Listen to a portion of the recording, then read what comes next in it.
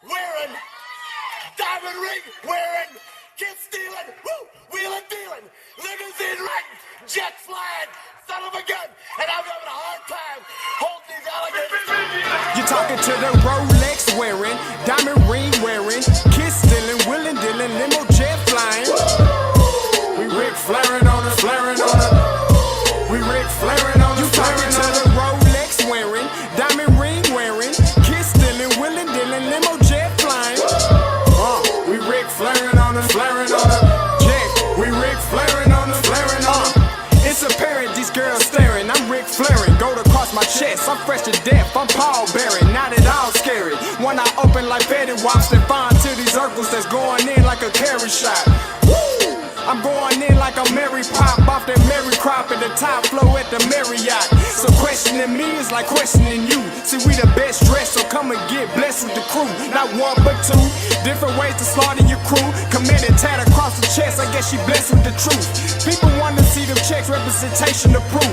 Living through my elders trying to resonate to the youth. But ain't nothing to get my flash on. Longevity is heavily embedded in my melanin. Layman terms, I last long. My grind repetitive, I'm smoother than real silk. Lyrical cash cow who can't cry for spilled milk. We in here. You're talking to the Rolex wearing, diamond ring wearing, kiss stealing, wheeling dealing, limo jet flying. We Rick flaring on us, flaring on us. We Rick flaring on us. You talking to the Rolex wearing, diamond ring wearing, kiss stealing, wheeling dealing, limo jet flying. We Rick flaring on us, flaring on us. We Rick flaring on us, flaring on us. This ain't no normal situation, this preparation with greatness. Industry full of fakeness, it's really up for the taking. See, life is what happened to you, more so how you take it. Don't get stripped of your knowledge and mentally leave you naked. I like to live otherwise. I'm sorry that I'm fresh to death. I put the polo and apologize. See, black son, we ain't nothing like the mother guys. Quit to socialize, we organize, then we mobilize. Off the deep end like a scuba diver. And no confusion, just keep it pushing like Uber drivers. Woo!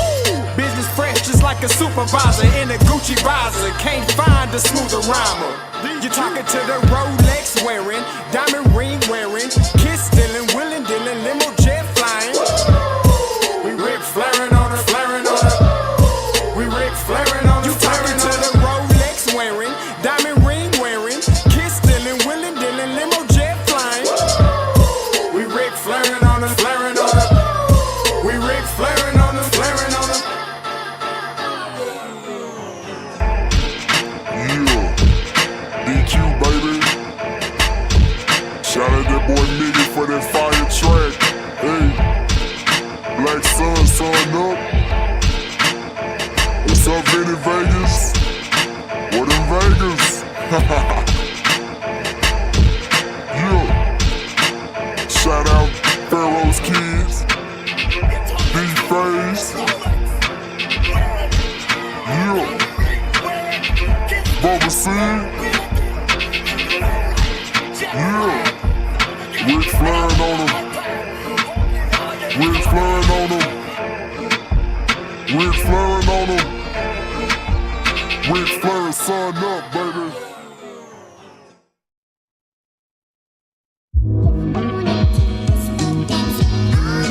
Hey, yo, Scotty, you going crazy for this one. We see what you're doing, we salute you. Hey, let's get it started. It's Backpack Capital One. What's in your wallet? Got a call from my man A. Scott. I said I got it. Love that you highlighting all of these black colleges. Try to pay me for doing this. Look, bruh, if you don't get off my line with that foolishness, voice of the SWAC, pull up where you at, no cap. If the Brody is speaking the soft facts, my advice, tune in to every show. Captain Petty, but we know that the sergeants with the smoke. Speculate, just tell me what is we doing. Get into it, okay, look, I'ma say this and keep it moving. My boy Scotty, man, he offered a leash. Black grad, paying college, I'm glad that he called me. Walking cause we all been taught that talk is cheap. Even primetime knows Scott for the HBCU streets.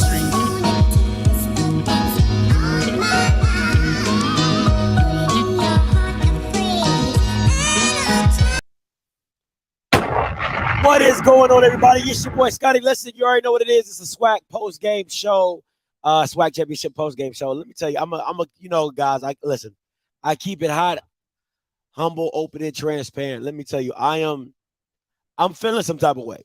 All right. I'm doing everything I can to keep this as off scriptish as possible and not turn it into something else, right? Because I'm really on one today. Like I'm not kidding. I'm not playing with y'all. Like I'm really like I could really go left and it can really get emotional out here in these streets. It could really get emotional out in these streets. I'm just trying to tell y'all, make sure y'all like the stream. I'm going to give you a little bit, but I'm going to save it for another time, right? So I'm at the SWAC championship game, and I'm going to keep it a whole buck with y'all all the way through, all right? I get my passes, right, from Deion Sanders Jr. Listen to what I'm telling you right now. Deion Sanders Jr. hit me up and said, Scotty, I got 2 passes for you. You know what I'm saying? You can go wherever you want to go with these passes. You just can't go to the locker room. I said, cool. All right, we kicking it on Southern Side. We chilling, we talking. People see me. We saying what's up and everything like that. The SWAC, Andrew Roberts, he walks by me, the errand boy. He walks by me, right? I say, what's up, Andrew? Hi, how you doing, Scotty? How you doing? Hi, how you doing, Miss? He does all that. Knowing we already got a problem, not the same energy. Cool, let that slide, right? So we sitting on the side, we chilling. The state troopers come up to me from a lady from the SWAC. From the lady from the SWAC. Can I see your credentials? You can't be on the sideline. I didn't have a lanyard. All right, I didn't have a lanyard. Right? I pull out my credential. It says East Team Bench. I say, cool. All right. They're like, okay, cool. Not even 10 minutes later, the state trooper comes back to me. Can we see your credential again? I show him again. I said, cool. I said, baby, it's about to get ugly. I already knew where it was going. I already knew it was going to get ugly. So we kicking it. We chilling. The game about to start. The game just kicked off. All right. You got a milk dud cop and the security guy dressed pretty sharp. His name is Fred. All right. Fred from the SWAC security. How you security in the suit? I don't never understand. So the cop that comes with Fred already has a problem with me because he said it before the last time I was at the Boombox Classic. All right. He already got an issue with me. He watched the show and everything. He already got a problem. He a lame. Ain't no way about him. Right. So he walks up to me. The guy from the security walks up to me and he says, yo, Scotty. He said, I'm going to need to take your pass. No, he said, let me see your pass. I show it to him. He tries to take it. I said, why are you taking my stuff? The cop gets very hostile. Oh, you shouldn't be talking back. And I said, well, nobody's talking to you, sir. I'm asking the man right here, why you got to take my pass? He said, I'm the security for the SWAC, and you can't be on the sideline. I said, the pass says, mind you, I got it from Deion Sanders Jr. The pass says, East Team Bench, field level access. That's what the pass says. He says, you can't be on the sideline. I said, why not? He said, this is for pregame only. I said, okay. But why it doesn't say pregame on the pass. He says, I'm going to need for you to leave. I said, leave for what? The cop is steady harassing me. Why you back talking? Da-da-da. I said, you need some manners, sir. He's like, why you back talking? Why you doing it? Why you not? Yep, all this extra stuff. So long story short, they escort me out of the stadium, right? They escort me out the stadium, long story short. So I turn around and ask Mr. Fred. I said, Mr. Fred, I have seen the security guy for the SWAC. I've seen this pass on other people. I've seen this same pass, East Team Bench on other people. He said, oh, you know, we're handling that. I said, but why am I the only person getting escorted out? All right. So I just want to let you know, when I tell you I'll be out here in these streets, I'll be out here in these streets. I'll be out here in these streets.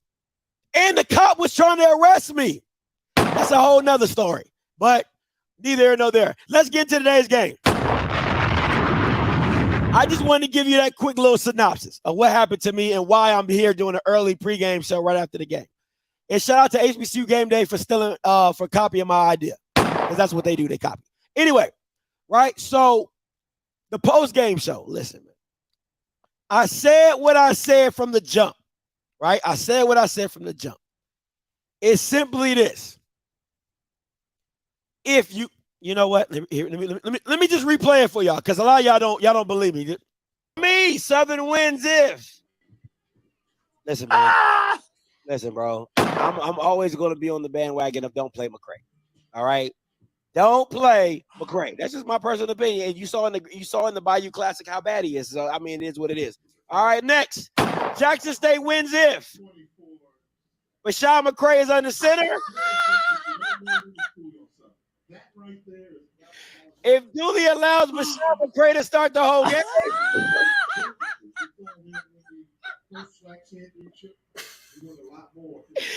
And if Bashawn McCray tries to throw in this game,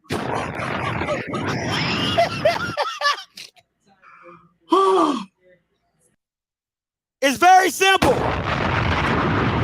It's very simple. And I'm telling you, guys, listen. I can't make this stuff up. People love to say, Scotty, you don't know what you're talking about. Scotty, you don't know football. I know bad QB play when I see it. And the more that Bubba McDaniels played well shows you how bad Eric Dooley messed up this season. I don't know what Bashawn McCray has on Eric Dooley. I don't know what it is. I don't know if he knows where the bodies are buried. I don't know if he don't do his taxes. I don't know what Bashawn McCray knows about Eric Dooley that made him start this kid for the whole season. And if you would see the path, if you didn't watch the game, you don't know. Bashawn McCray put Southern in the hole by 14 points. Blood fumbled as well. He threw a pick in like the first 3 passes. He threw a pick on he went 1 for 2, and the other one was a pick. What are we doing? If Bubba McDaniel playing the way that he played did not expose Eric Dooley, that he cannot coach, that he doesn't know how to evaluate a quarterback, I can't tell you. I don't know where else you want to go from here. Because if Bubba McDaniel gives you that production, this game is at Baton Rouge. If Bubba McDaniel plays against Texas Southern, they don't get smoked 24-0. If Bubba McDaniels is playing in the first Boombox Classic, they don't get smoked 35-0. Now, if you a Dooley fan, I get it. Dooley cool, he can dress. We talking straight football. We talking straight facts.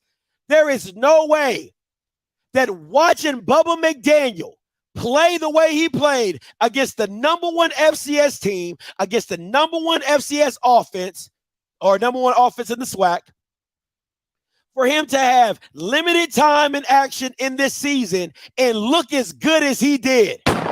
He looked tremendous, was making throws Bashawn McCray would never make. Even the pass interference call at the end of the game showed you how he manipulates the pocket, how he can run, how he runs for purpose. Come on, look at these yards, bro. Look at these yards. Look at this boy's stat line. Now, mind you, this is against the #1 defense in the SWAC. He went for 220 yards passing and 162 yards on the ground. He had over 380 total yards. And this kid was not starting from the jump. You kept going back to the well with McCray. Listen, somebody needs to do an audit of the Southern financials, because there is something there is something brewing in the mix of why Bubba McDaniels did not start all season. Somebody needs to look at the Southern financials. If you got to go into Dooley's pockets, if you got to go to Southern, somebody needs to be checking something. And if we're being honest, if you take the mistakes of the other three quarterbacks, Bashawn McCray scores 24 points by himself. Bashawn McCray scores 24 points by him lonesome. But if the turnovers that Southern did gave Jackson State 23 points.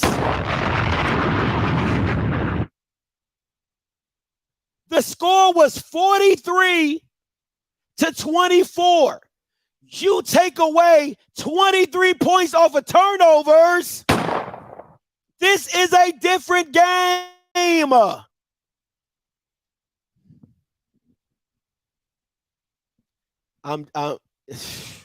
It's wild.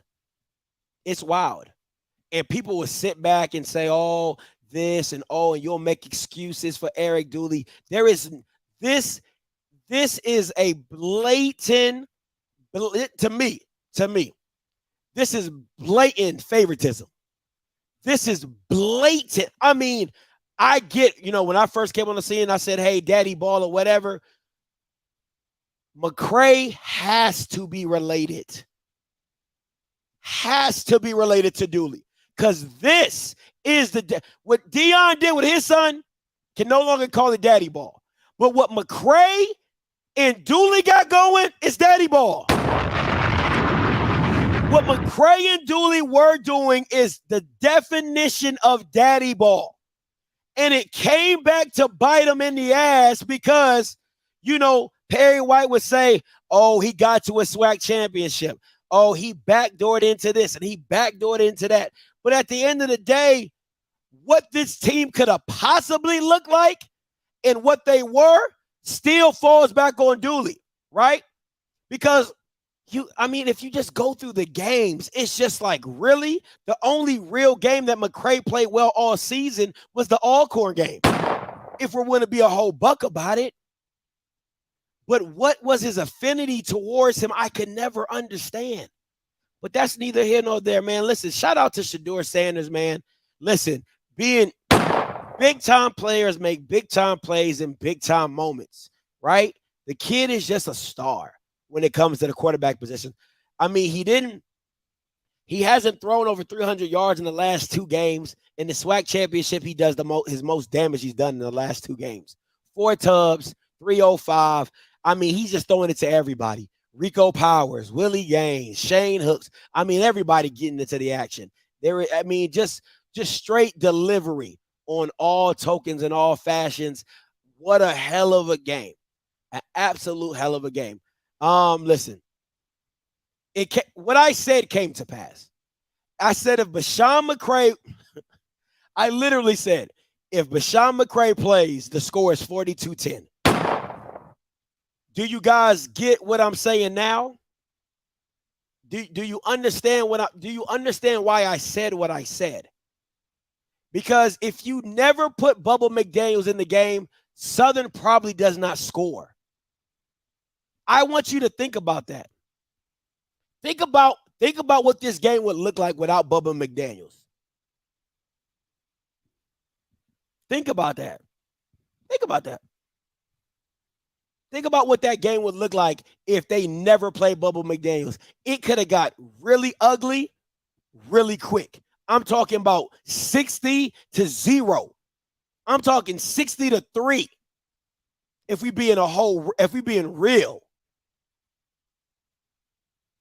And to me, and I put it on Twitter, I said the more Bubba played, the more he looked good, the more he kept going, it kept exposing Dooley. If I'm being a whole buck, the more Bubba McDaniels played well, the more it exposed Dooley for his lack of assessment of quarterbacking. People love to say what he is and what he's not, but evaluating talent at the quarterback position, I can't see it. Because if you think that Bashawn McCray is better than Bubba McDaniels, you shouldn't be a head coach. You should not be evaluating talent. And it's just that simple. If you think a converted wide receiver is better than a quarterback this is what he does, you're sadly mistaken. And the crazy thing about it, which you might not have heard, is Bubba quit the team, I believe last week. He quit the team. But his teammates, he kind of, after the Bayou Classic, word on the street is he quit the team after the game was over. He quit the team. That's word on the street. All right. But he comes back, gets an opportunity, and he does what he does. Now, it's really funny to me how quick of a leash Bashawn McCray had in this game. I can't blame Dooley for it. I can give Dooley credit for that. I can give Dooley credit for having a short leash on Bashawn McCray, because it wasn't short enough to me, because he shouldn't have started. So it wasn't short enough for me. But I gotta give credit where credit is due of him pulling Bashawn McCray as quickly as he did. But he shouldn't have been starting in the first place. Blood didn't look. He didn't have no better go. But Bubba came in and did what he did. So shout out to Bubba. Shout out listen, man, that's a resilient kid to be in your senior year, to stay during a coaching change, to probably know you're better than the starting quarterback, and to stay on your team and to rep your team and to come into the SWAC championship and give everything you have in that game. All kudos go to Bubba McDaniels. All of it. That is a resilient kid who literally wasted his last year eligibility to fight for a spot on a team that they didn't think he was the better quarterback of. So if you're a Southern fan and you know Bubba McDaniels, you know his Facebook, you know his Twitter, you all need to be adding the bejesus out that kid and telling him thank you for staying, because that SWAC championship could have went down as the ugliest ass whooping in history. If Bubba McDaniels does not come in and save the day, that would have been the worst ass whooping in a SWAC championship ever. I was talking to a cop earlier today. He said that's an ass whooping, okay? That's what that would have been today if Bubba McDaniels does not come in and make it manageable, make it look reasonable. All right, let's go to Jackson State. Listen, they just do what they do. Like, what are you supposed to say about a team that just does what it does? Right? It's always somebody being the unsung hero for Jackson State. If you go in trying to stop Wilkerson, Rico Powers gets off. You focus on Rico Powers, Shane Hooks goes off. You worry about Shane Hooks, Willie Gain kills you for a bit. It's just one thing after another. They just have so many weapons. It is ridiculous in these streets. Absolutely ridiculous of how many weapons and pieces that Shedeur can play with, and that offensive line can play with. Now, listen, a lot of people was asking me what happened to Shiloh. If you go back and watch the video off Well Off Media where Dion says don't be late coming back off Thanksgiving break, Shiloh was late and his ass didn't play. All right, that's what I was told. All right. Shiloh was late, coming back from break, and his ass didn't catch a break, so he didn't play. That's what happened. So everybody, Shiloh this. That's why he didn't play. Dion was a man of his word. Kid or no kid, son or no son. I said what I said. So that's what happened. That's why you didn't see him. Now, Travis was out. I've been hearing mixed reviews on Travis, because when Travis probably got taken out, I was probably driving my butt back home to the hotel. So I didn't know what was going on. People say he was getting burnt. Some people say he got the flu. Some people saying, he got injured. I don't know what was going on with Travis Hunter. All I know is he's going to Colorado. All I know is he's going to Colorado. So that is what it is. All right. Call lines are open. All right, 518-263-8124, 518-263-8124. Listen, if you want me to talk, if you want me to talk about the Dion in Colorado thing, I'm gonna have a whole lot about that because there's plenty of time to troll. Okay, there's plenty of time to say I told you so. It's plenty of time for that. I got all year for that. Okay, all year. Okay, so it's coming. Okay, all you Jackson State fans out there, I'm gonna be on your ass, Mr. Postman. It's coming. So it is what it is. But I want to say this: shout out to McNugget, shout out to McRoberts, shout out to them, shout out to the SWAC for letting me on there for what was it, about an hour or two, 2 hours. An hour and a half. Shout out to them for letting me on the field for about an hour and a half. All right, they just mad because I was kind of famous on the field, just a little bit, just a little famous. Drake, coming to you. Hey, what's up, Drake? Hey, what's up, man? You good? Man, Julie needs to have a heart-to-heart conversation with McCray and let him know, hey, we moving you to wide receiver, or you getting the transfer portal. Yeah. Your choice. Like that needs to be the extent of the conversation. And if I'm a wide receiver, I'm looking at Julie sideways, and I'm having a conversation also. Whoa! Who's going to be the quarterback? Come on, Dre. That's a real one. If I'm a wide receiver, I'm looking at Dooley with the side eye like, you've been messing up with my numbers. You've been playing with my money. I'm asking strictly who's going to be the quarterback. And LaShawn McKay don't even need to be in the open competition. He needs to be another position. And you're definitely right, man. Bubba saved Ulis for play. It was going to be OBC all over again. Man. 26-0 first quarter? Easy. Oh, it was going to, ooh. Man, I was in the office. I'm looking like, oh, this is going to be done. As soon as they got up 26, and I was shocked Julie pulled him early. I'm not going to lie. I was like, ooh, they pulled him. So, and Bubba came in with no tape, you know? Yeah. He came in with no tape. So, if anybody plays sports, no one scouts the third team. Facts. Nobody. And, you know, like the commentators was like, Bubba's a little bit bigger. Rashad McKay like he about 5'9".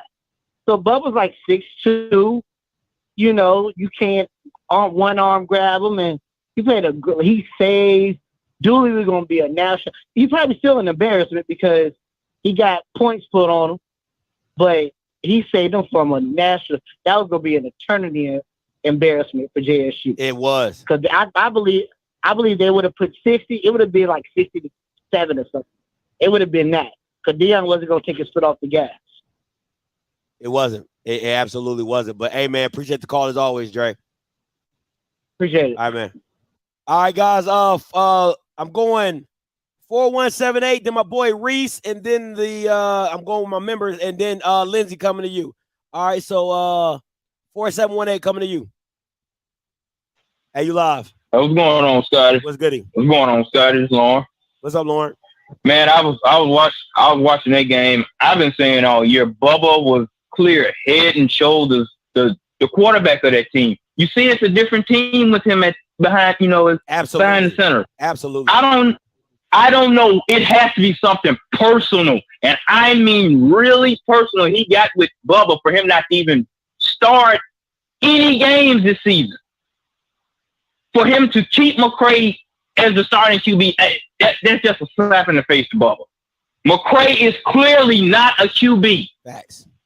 And that's a shame for Bubba that had to waste his eligibility, quit the team, you know, possibly, and, you know, just have to find a way somewhere deep down to come back and just keep the team from having an embarrassing loss in the championship game.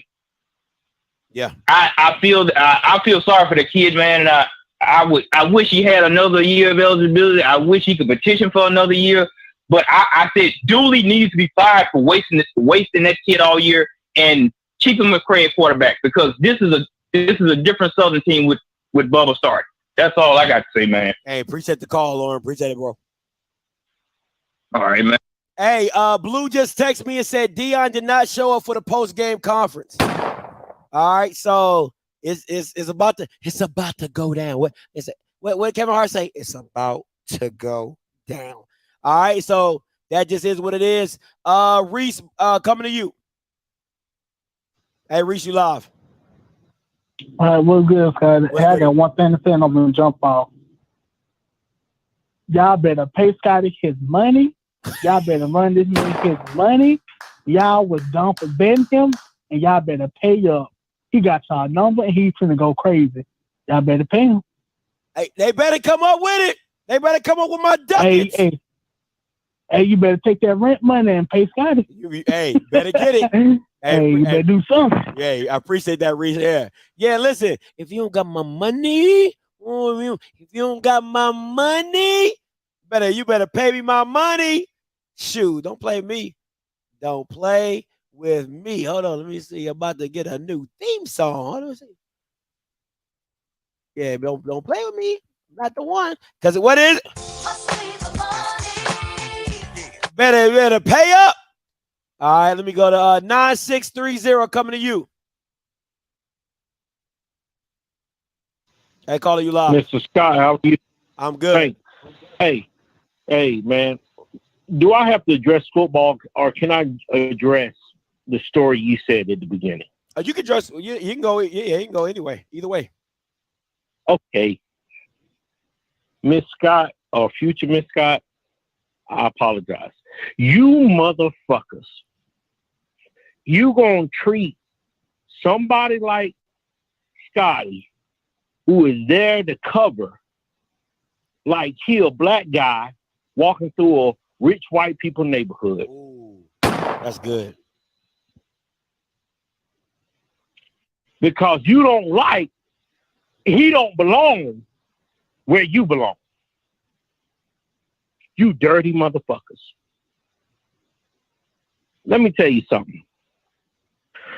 There's only two reasons why I watch SWAC football.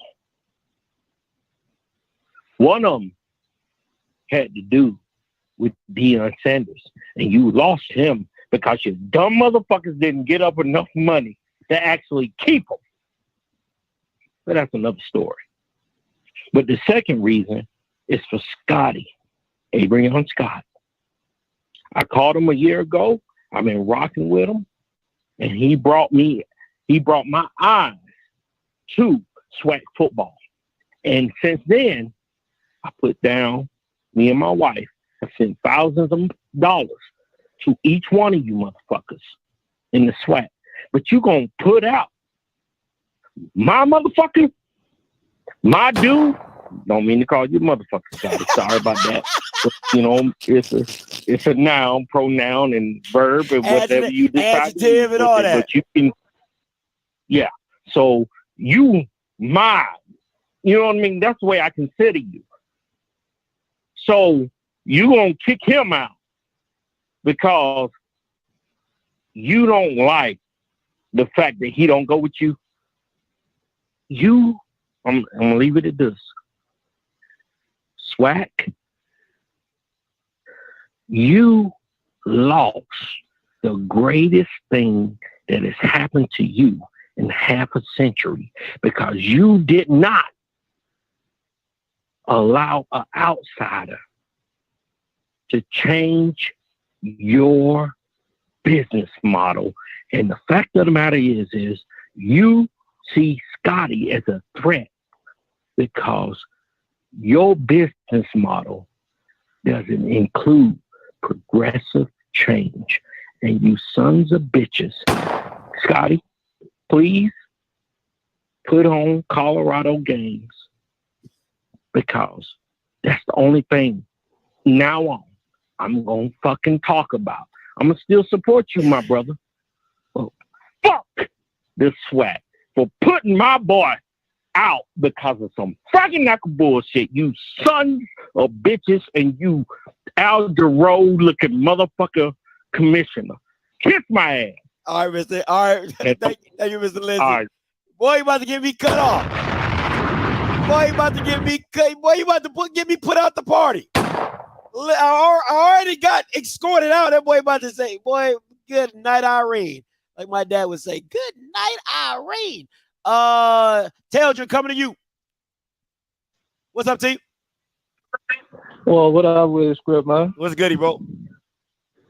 Man, so since you talked about the Bubba story, you feel me? I go to issue, right? Yeah. So now that you talked about that, I heard before that, I heard Monday Bubba was quitting because he was told by his quarterback coach that he was starting for the Classic, and his head coach cut that shit short. No. If you go back and watch the Classic, I was sitting by Southern Band. One of them timeouts, McCray ran out. Bubba took his helmet and ran on the field, and he got pulled back, and dude damn near lost it. Also, allegedly, because I heard the same shit you heard, the QB coach and Dooley got into it behind that because he wanted to start Bubba. Dooley didn't. That was that. Now let's talk about this damn game. Okay, he throw damn near a pick six. He puts blood in there. He fumbled the ball. Get a touchdown. He put McCray back in the game. He put McCray back in the game. Man, dude had no intention on trying to play Bubba until the same possession he put him in, he fumbled the motherfucker away his damn self. Man, that was frustrating, dog. And now, Script, you done seen what we as Southern fans been hollering the whole year. I've been saying this since the summer. Because, it takes damn near a whole summer to get your financial aid shit straight for registration. Facts. I've been seeing this since the summer. I said, he ain't it. He ain't it. If you look at his mechanics, he got an elongated release. It's slow as hell. Man, that shit was frustrating to watch. I salute Bubba. First of all, congratulations to Jackson State for back-to-back, all that. But that shit's frustrating. That was frustrating to watch, dog. I ain't even gonna hold you. That shit was frustrating. It was bad, bro. And I'm glad you brought up the fact that he gave the opportunity back to McCray before he even went to Bubba. And Bubba looked the best out of everybody. And then this is the thing for me, though, T. This is what really bothers me. People say, McDaniels can't run like McCray. Oh, he can't. Bull crap. That boy went for 162 and was getting loose on him. I'm talking about stiff arm, running out of arm tackles. You name it, he was doing it. So what is your excuse? Because people said Bubba's not as mobile as McCray.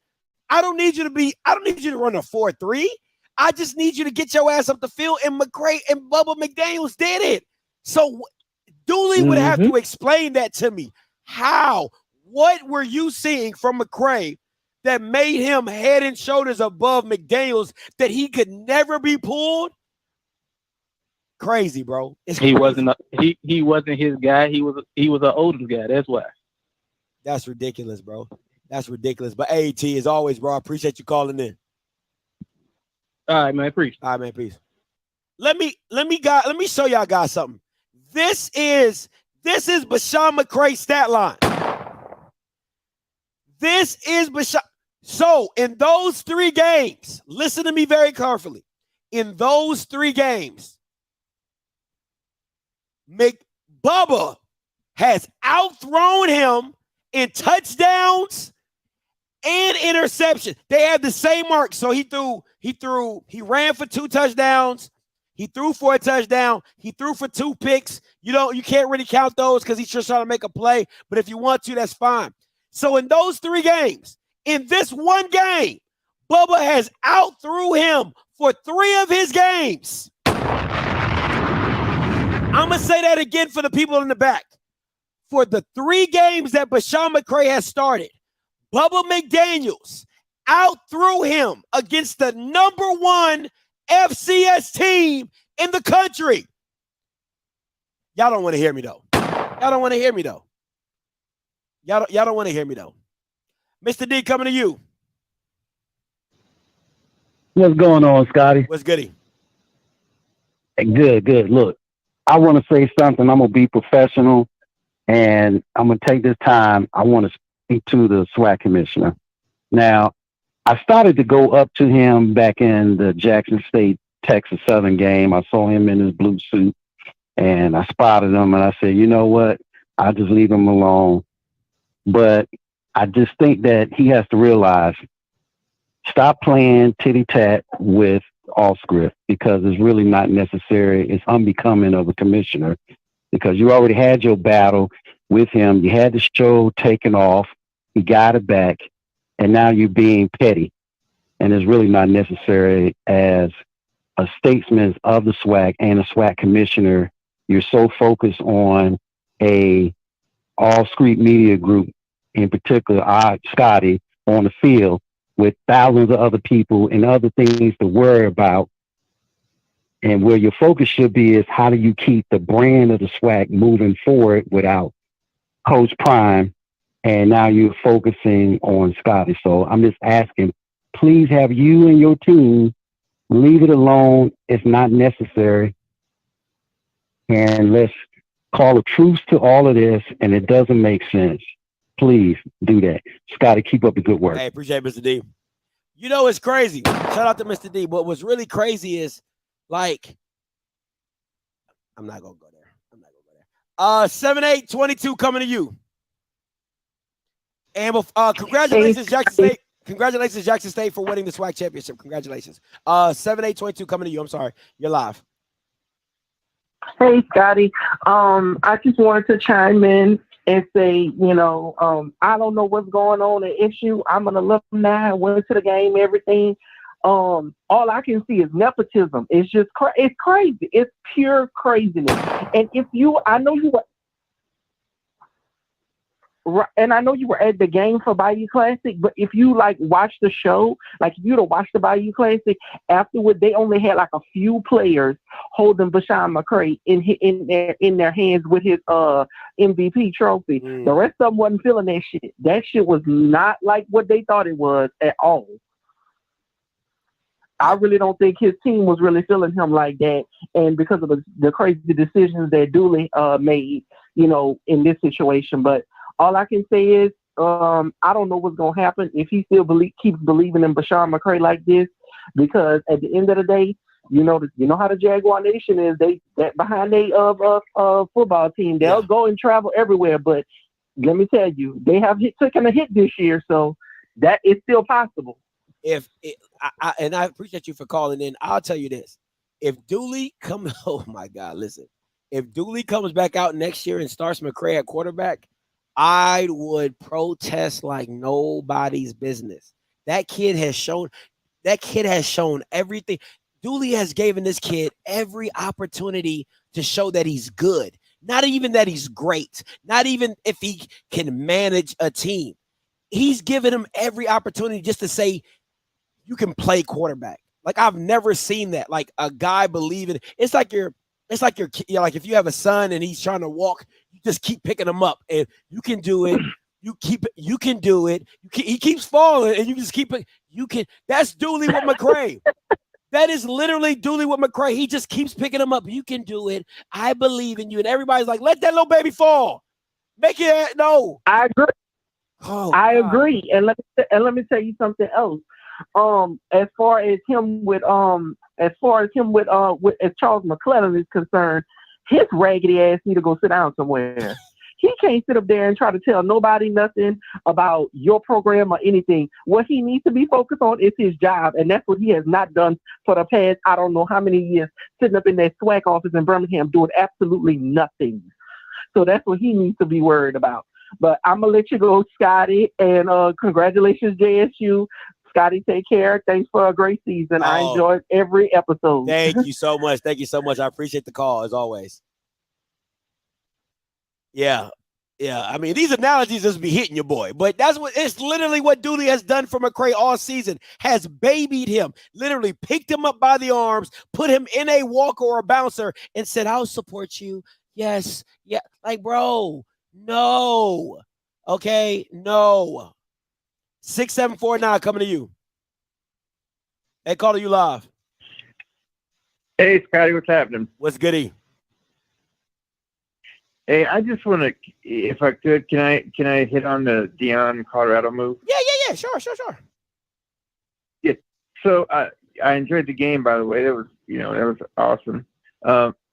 I'm from Colorado. And I am just excited as hell to be able to say that Coach Prime is in a CU Buff shirt. I think the man has done wonders for the program, HBCUs, bringing awareness about the players, about the talent that's there. And I think he's only going to expand on that if he comes to CU and be able to bring in not only coaches but players.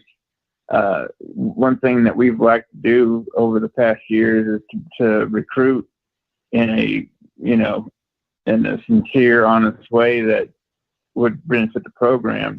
We're talking a drought from 1990 when we had Eric and Ben and that squad that got the championship. So I think it's a plus for everybody.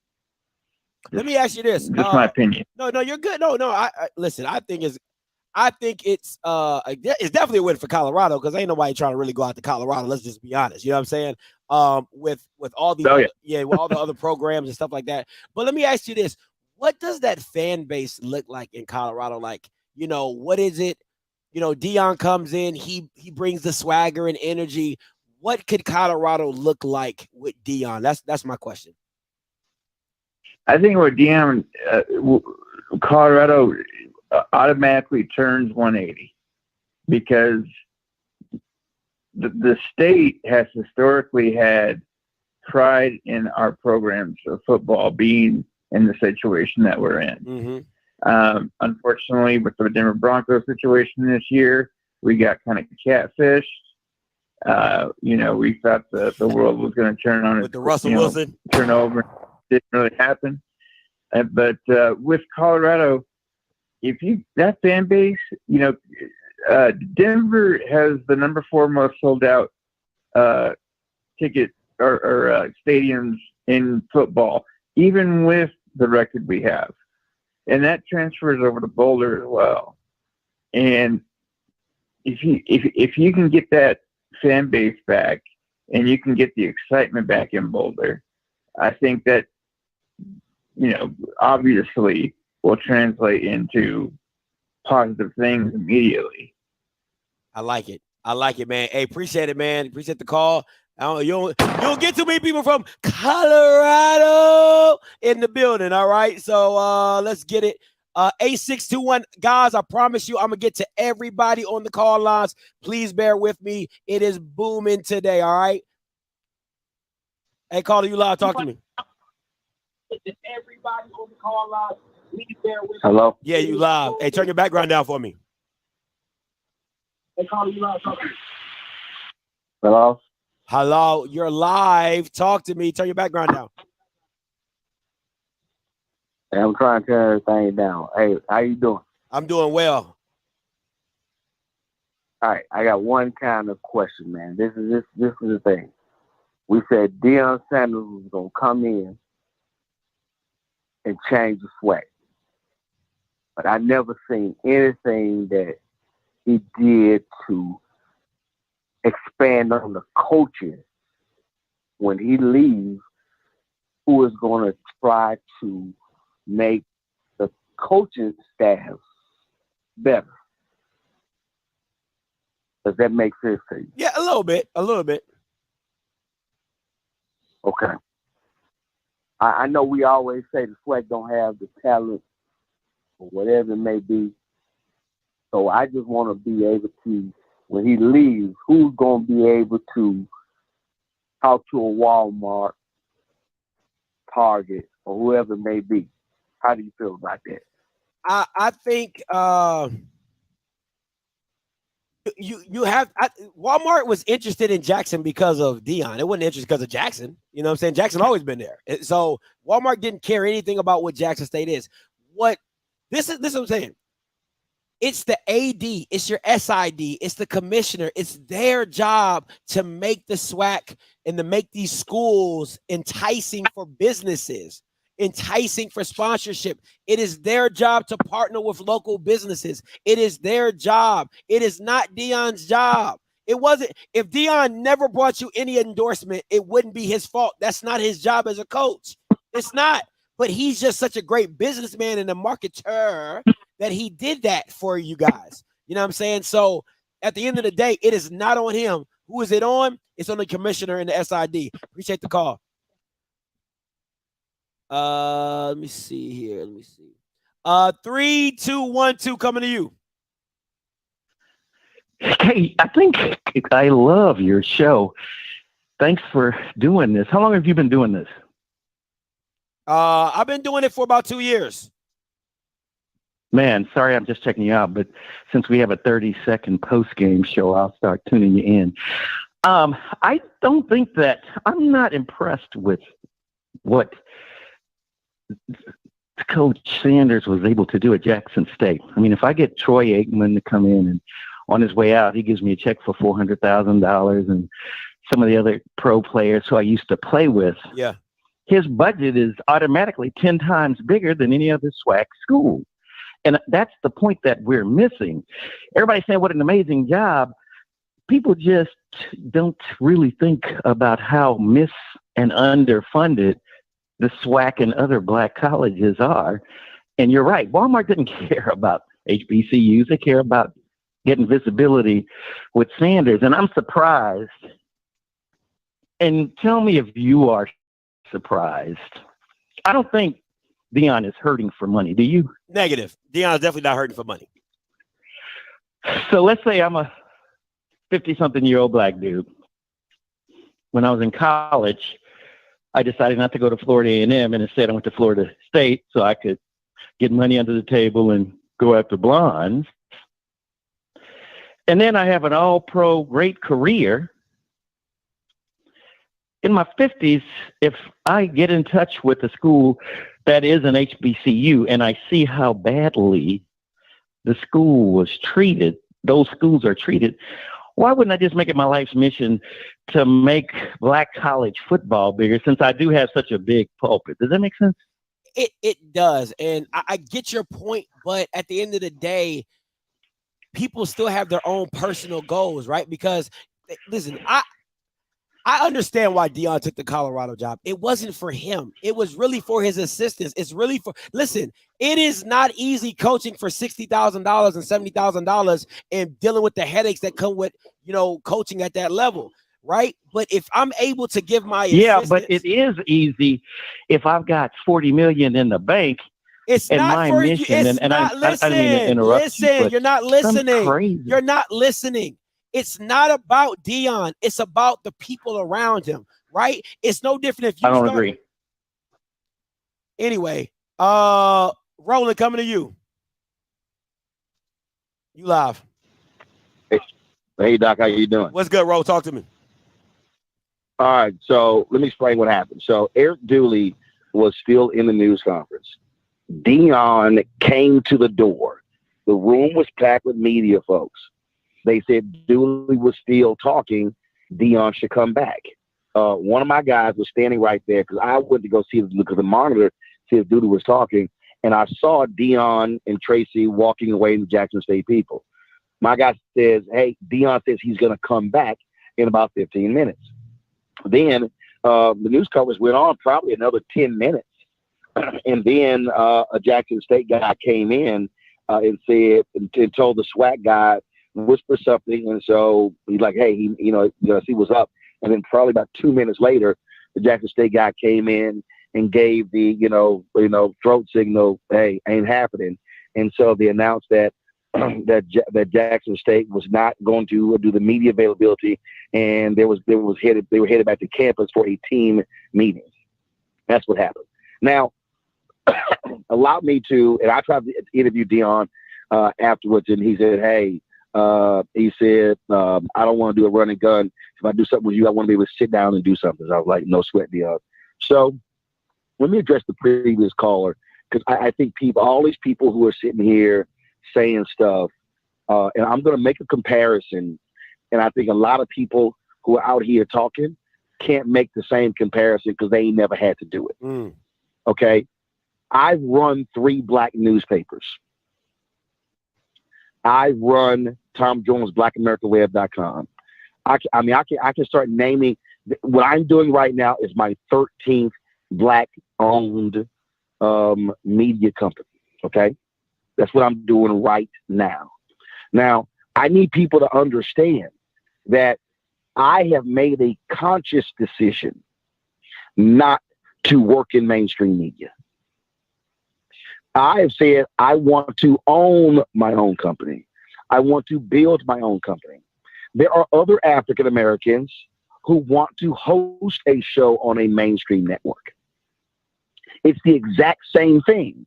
I don't begrudge them for saying, I want to host a show. There's Deborah Roberts, there's Robin Roberts, there's Al Roker. I can go on and on and on. African Americans who are working in mainstream media.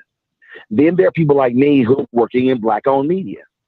It's the exact same thing. And so this is what I know. Do I have the same level of resources I do in black-owned media as I did, well, let's say, even when I was at TV One compared to CNN?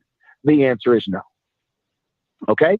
And so when you make that decision, there are things that go with it that you know that you're not going to have access to. But it is a bigger mission. Okay? And so when people say, well, Dion got money, they're not listening to you, Scotty. They don't understand. I've had the conversations. There are HBCU coaches. People, listen to what I'm telling you right now. There are HBCU coaches who aren't making $15,000. Facts.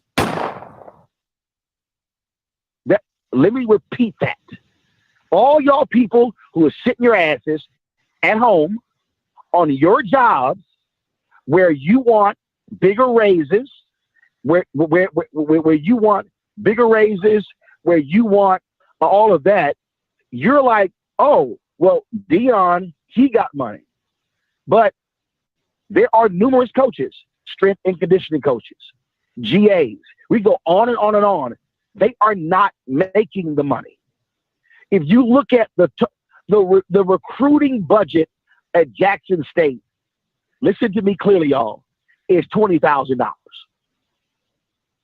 I get $15,000 for a speech. If I'm going to give 2 speeches next month that will pay me more than the entire Jackson State recruiting budget. So if you're sitting at home, like just complaining, oh, well, you know, guy, he's leaving. Listen, coaches leave all the time. The responsibility is to hire somebody who keeps the program elevated. Now, here's the right now. Here's what I'm going to say. Eric Dooley, Eddie Robinson Jr. Eddie Robinson Jr. says, I'm SWAC. Okay, time to show it. Facts. It's now time. Look, elevate. You can't. Again, I'm going to use another analogy. When I took over the Chicago Defender, it had not made a profit in 20 years. Okay? I knew on a news basis, I could not compete every day with the Chicago Tribune and the Chicago Sun-Times. But what I did say is they will never be able to out-black me. If there's a black story, we're owning it. We're going to own it. And that was the mentality. So check this out. Obama, we knew he was going to win the U.S. Senate race. You know how when somebody wins a Super Bowl and they have, Broncos win and they already have pre-made Denver Post front pages? Yeah. Guess what I did? I had a front page made of the Chicago Defender of Obama goes to Washington. And the moment AP called the race, we passed it out at the victory party, and all the local media was holding up the Chicago Defender newspaper. Guess what that's called? Guerrilla marketing. I was putting my imprint on the paper. Now, what happened? They didn't want to elevate. So when I left, the paper went back to what it used to be. And they made a profit my second year and my third year. And when I left, they went back to the old Chicago Defender. So the responsibility now of Jackson State is to keep the momentum going. It's to bring in a coach who's going to keep the attention, who's going to keep the hype going. Facts. The other SWAC schools, that's their job now. They can't sit back and ride Deion. Let me use another example. The PGA Tour cannot ride Tiger Woods anymore because Tiger's legs will not. Tiger is not going to win again. His leg is that damaged. Okay? So they greatly benefited for 20 plus years of Tiger Woods being the superstar. Now it's time for Rory and the other golfers to step the hell up. It's the same thing. If you want to stay on top, you got to keep elevating and you got to keep getting better. And the SWAC has to get better. The conference has to get better. You take advantage of what Deion gave you in 3 years, and you don't go, oh my God, what are we going to do now? Either you die or you keep innovating and you get better. That's what every company has to do, that when the CEO leaves. And when the CEO leaves, either the company flourishes or it dies. And it only does that based upon who the next leader is. Jack Welch left General Electric as one of the most respected companies in the world. They chose the wrong leader behind him, Jeffrey Immelt, and GE is now basically non-existent because they chose the wrong leader. Disney just fired Bob Chapek and brought back Bob Iger.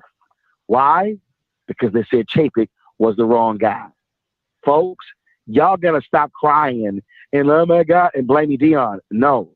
Now Jackson State must find its next bright CEO/head coach to keep the momentum going. Deion did his part. Now others have got to do their part. Love it, Ro. Appreciate the call as always, my boy.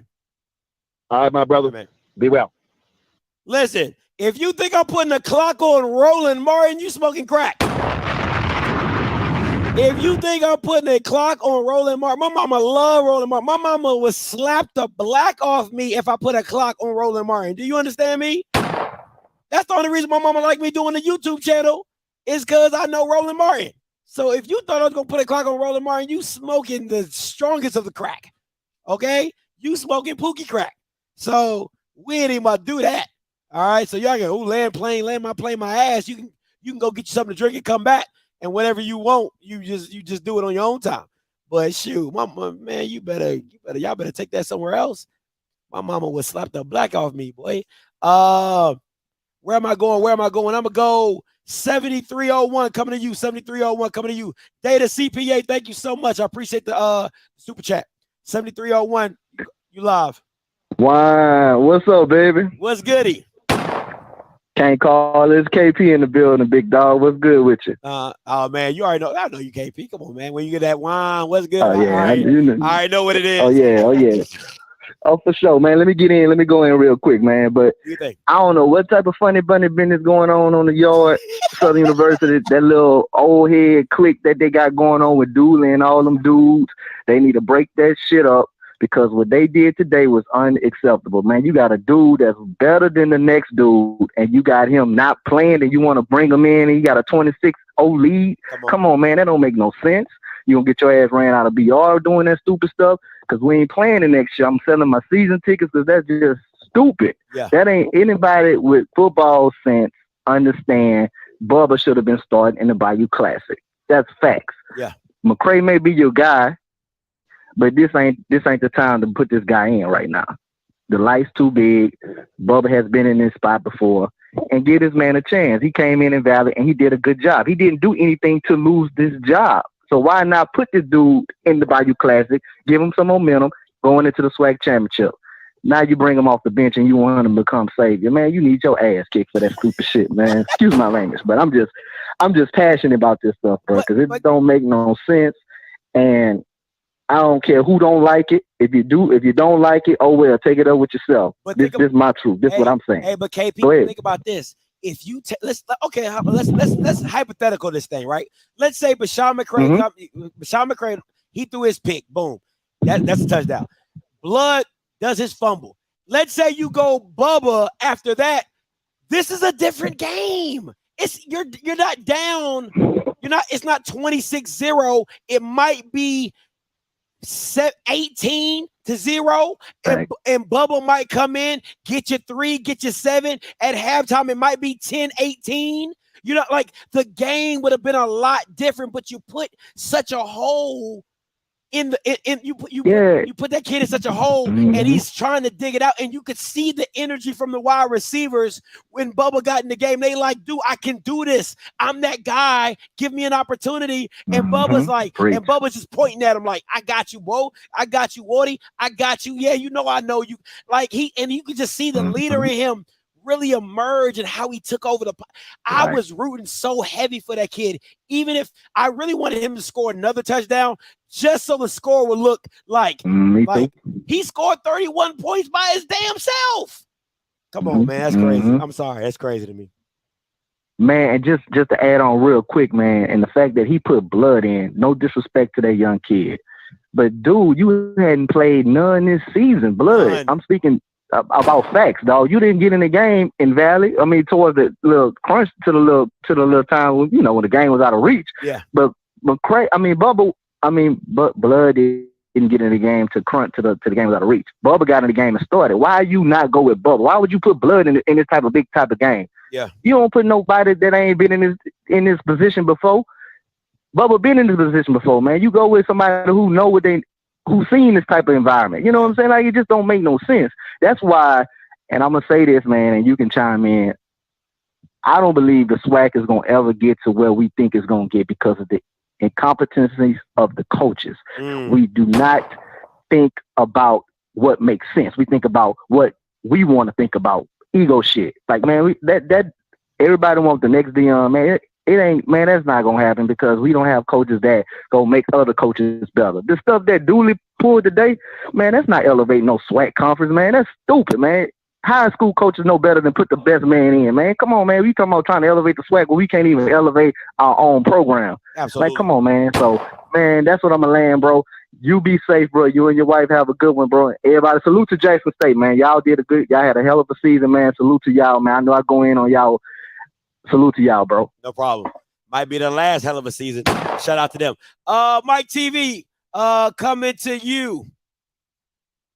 What's up, Miss Angela? What is going on, Scott? Hey, listen, man, when I heard you say how you were treated like you were getting gate trouble, I said, you know what? I said it in the chat. I said, you know what? They're going to be begging for people like Scotty and myself who grassroots type people. Scotty, but you're growing by leaps and bounds. Anytime Roland Martin calling in, man, you the man. Thank you. And no disrespect to your fiance, you the man, boyfriend, because I'm married. You ain't my boyfriend, I gotta say that. But you the man, Scotty. You are the man. And anytime you get gay trouble, you need to let them know I'm the man. I am the man. They are acting all like they just so bougie right now. But soon as Dion leaves, I promise you, they're gonna slack up. Boy. They're gonna slack up, Scotty. They are. They're gonna beg you to come and cover their stories. They're gonna beg you to come cover their sports. And it's just unfortunate. Now, I just want to say this. Now, when Dion leaves, because Jackson State just had breaking news on yesterday. They found a person unalive. I'll say unalive for the sake of YouTube. Thank you. In a car on campus. And so my question is, will this be a deciding factor in him leaving? Because you have one of the outlets reporting that for college game day, Dion's son's car was vandalized. I don't know how true it is, but I saw it on a reliable outlet, okay? So who wants their children to be a target? You know, and as people always say about HBCU schools, we are in the heart of the ghetto, okay? This is not something I made up. We are in the heart of the ghetto. And if he is trying to move forward with his children and keep them in mind, how is it that he's going to move forward? We're in basketball season, right? And his daughter plays for the basketball team, the ladies basketball team. And we saw on your show where you broke the story that the head basketball coach for the ladies is crying out for a trainer. Yep. Like, come on. I know everybody want to high five Ashley Robinson, no problem. Okay. But Ashley Robinson needs to put his ducks in a row specifically for each program. Now, do I follow each program? No, I do not. Am I going to talk as long as Roland Martin? No, I am not. Listen, Scotty, I'm proud of you. Don't let that stop you. Don't let it bother you. I know it hurts. You know, we're talking about Black people doing this to Black media. Yes, ma'am. You know, the thing is, we should always be mindful of how we're treating people on their way up, because, Scotty, you are indeed on your way up. And I just wish you had video of those people who were treating you that way, so that we could have a documentation and notate that in our minds. So when we come up against these people again, we can say, oh, you're the one who gave Scotty Gate trouble. You're the one. So we can call them out. But Scotty, hey man, I'm proud of you. Thank you so much, Angela. I appreciate it. Listen, we go get the police footage. I'm gonna go get, you know me, I'm gonna put a FOIA request in so fast. I'm gonna get the police footage that cop was talking about. Oh, this all being recorded. That's great, because I'm gonna go get it. I'm gonna go get it, okay? Because that's gonna be your ass, Mr. Postman. All right. Listen, let me say this. There is some news that I do have, and like I said, I'm gonna go to it deeper. I'm gonna do it live, and I'm gonna go way deeper in it. All right. Deion did not do the press conference because let me tell you the sources, right? Let me tell you what has been going on, right? Deion did not want this story to get out before the SWAC championship. I know a lot of you guys are upset. I know a lot of you guys are upset at how it came out. That was never his intention. All right. This is somebody very close to the camp that told me this. That was never his intentions. His intentions was to play the SWAC championship and then tell his team today that he will be accepting the job at Colorado. All right. You want to know who's going with him? Off the rip, you already know it's Shador, Travis, Shiloh, Cam, and Kevin. All right. Those are the 5 guys I were told are definitely rolling with him. Some of the coaches that I've been told that are going with him. Brett Bartolone will be rolling with him, not as an OC. Dennis Thurman will be rolling with him, not as a defensive coordinator, more in the analyst position. All right. Coaches that I did not hear about was Jeff Weeks, the O-line and D-line coach. I did not hear anything about if they're going or not. I didn't know. That was not told to me. I was not privy to that information. But that is what I was told from somebody close to the Deion camp of what has been going on. All right. I'm going to do a live show on Sunday night going in depth. All the questions you want to ask or whatever, we're going to go in depth on why Deion, I was told by his camp, why he decided to leave Jackson State and everything that came behind it, all the behind the scenes stuff from the Deion Sanders camp. I can't speak on how alumni and what they're doing in Ashley Robinson. I don't know. I don't care. All I'm going to give you on Sunday night is a live about all the underlying issues that have Deion and his camp have been facing their time at Jackson. Shiloh is only staying until he graduates. Once Shiloh graduates, he is also going to Colorado as well. That's what I was told. All right, let's get back to these call lines. Okay, lastly, there will be no SWAC guy to take the job. I was told once again by somebody from the Deion camp that the administration of Jackson State said they will not take a SWAC guy for this job. So Flea is not going to get this job. Vincent Dancy is not going to get this job. TC Taylor is not going to get this job. They will not be in contention for this job. So do not ask, do not wonder. They're not getting it. Okay. All right, let's get to these call lines. 1471 coming to you. Hey, caller, you live. What's up? What's up, Scotty? This is Fly Gray Streak in the chat. How are you? I'm doing well. I wish you would have put your last four. I would have came to you a lot sooner, but go ahead. I did put my last four. Now, I'm not trying to take TG's shine, Yes, but ma'am. it's 1.3K in the chat. If y'all don't get these likes up, this don't make no sense. Get the like up. Let them know. That's all I got. Have a good one. Thank you, Miss Fly. All right, let's get it. Get the likes up. The like police is never too far. Never too far. Just right past that pillow. Just gleaning. That's what she do. That's what she do. Let me go. Let's get it. Let me see. 7984 coming to you. Hey, caller, you live. Yes, sir. Yes, sir. How you doing today? I'm doing fine. How about yourself? I'm doing well, man. I agree with everything you've been saying on tonight. Only question that I have is, what have Deion really done in the football world outside of the SWAC? What has he done? He have had a dominant team over the last 2 years. Who have he beaten outside of the SWAC? No hating on Deion. Listen, you know me. I'm not the super saved Deion person. But listen, guys, at the end of the day, one, you can only play who's on your schedule. Two, he built that dominant team. Like you got to give him credit for that, right? That alone, he has to get credit for. He built that dominant team, right? You got to give him credit for that. He did what he did. I agree with you on that. So I don't understand. I don't understand where this, like, where do you want he couldn't get a Power 5 job. He went to the SWAC. If he was losing in the SWAC like Hugh Jackson, then we would have a problem with that. Oh, this NFL Hall of Famer thinks he can come in and do this. Look at us SWAC people. Look how we're down. They couldn't say that. Nobody in the SWAC can say they have beat Deion. All right, and we're not even counting. But a lot of teams came close, though. A lot of teams came close to have a dominant team, though. Do you listen? Do you listen to Brandy? Do you like Brandy, the singer? No. You never listen. You never listen to Brandy? No, not at all. Okay, I'm just gonna hang up on you just because of that. Thank you, because if you never listen to Brandon, you're not cool enough to talk to me. 7166 coming to you. 7166 coming to you. Just the fact that you don't listen to Brandy lets me know you shouldn't be calling my line. 7166. Hey, caller, you live. Yo, what's going on, Scotty? Can you hear me? Yeah, I can hear you. I bet. Hey, listen, getting back to the game, I'm gonna make a couple of statements, man. I know probably been around youth football before. Now, from what I've seen, with the game today,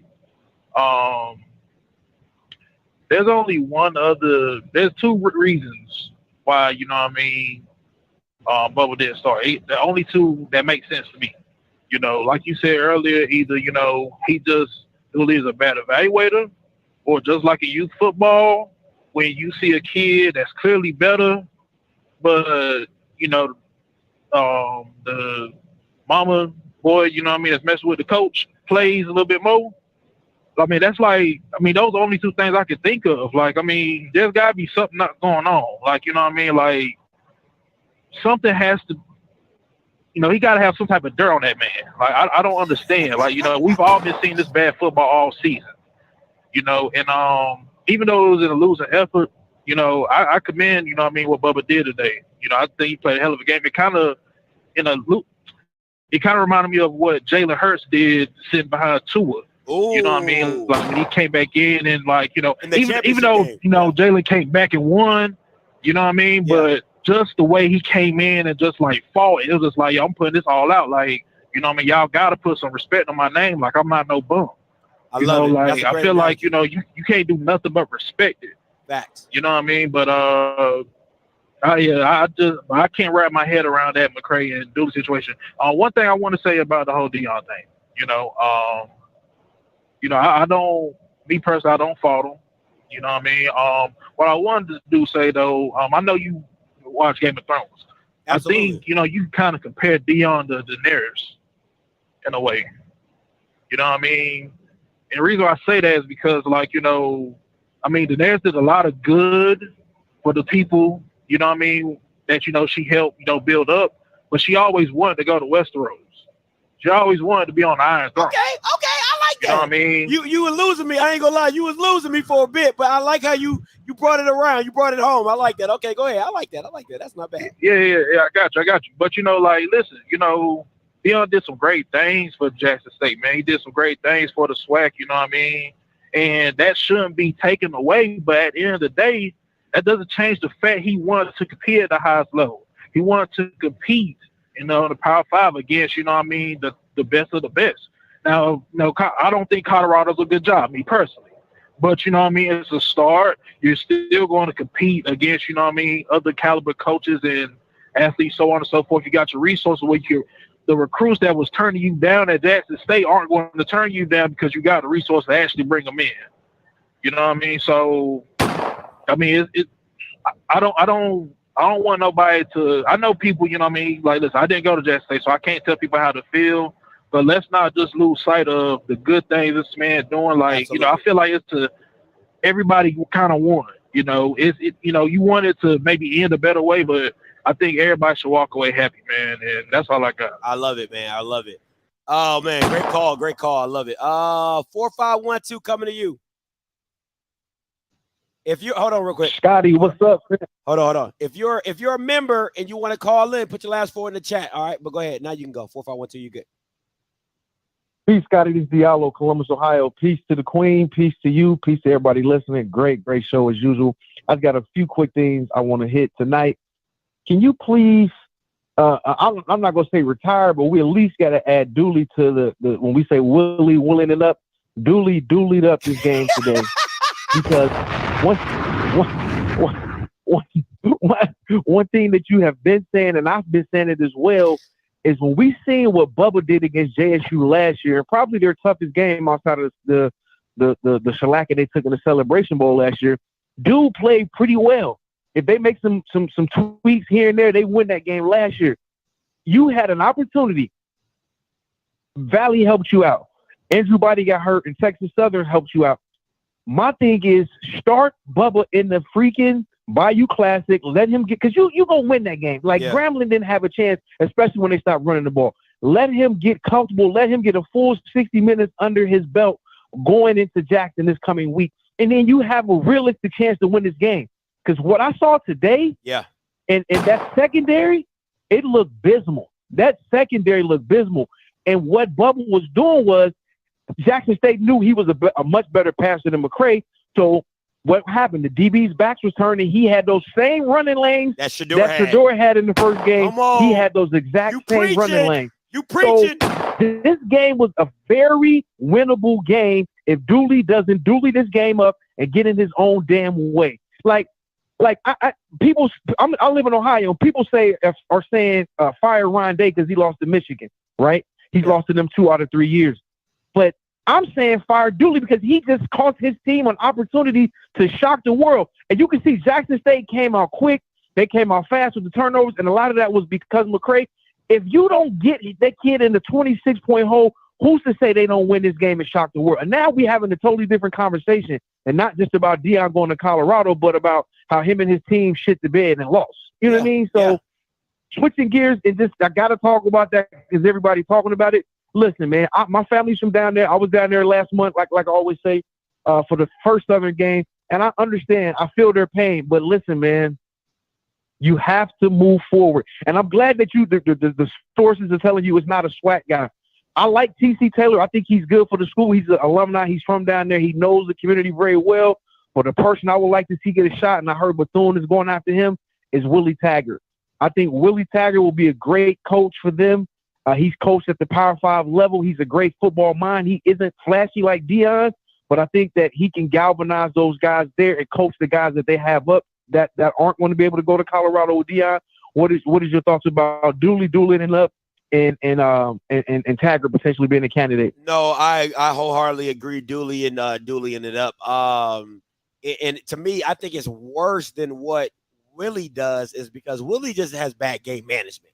You know what I'm saying? Like, it's like, why are you throwing the ball with a minute left and you're up by 3? Run the ball. Like, it's just that's right. Dooley come in trying to lose the game. Like, you come in trying to like, okay, Dooley, like, you don't even want to win. That's what it sounds like to me. Because it's too many occurrences to where we all can see McCray. It's like this, right? This is when I see Dooley and what he does, I feel like he's a guy on American Idol that the person can't sing, but he's like, oh, you sound so beautiful. And everybody's like, what are you hearing? Because this Bama can't sing. Right. But Dooley, like, he sings so wonderful to me. You're like, what? The Bama can't sing.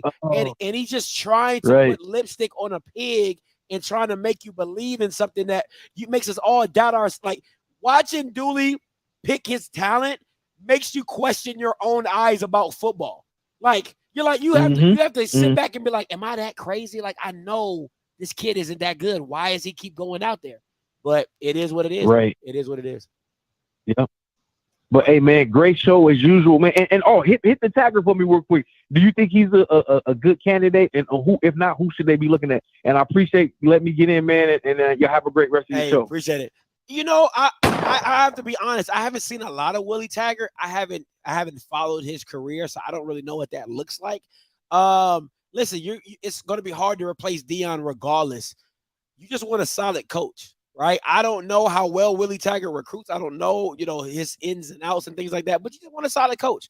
And listen, solid coaching in the SWAC takes you a long way. I.e. Willie Simmons, okay? I.e. Deion, all right?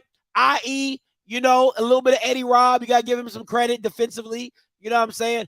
Coaching can take, i.e. McNair, coaching can take you a long way in the SWAC without having talent.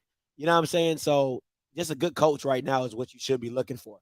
Let me see where I'm going. 3512 coming to you. Hey, calling you live. Oh, my bad. Hey, how's it going, man?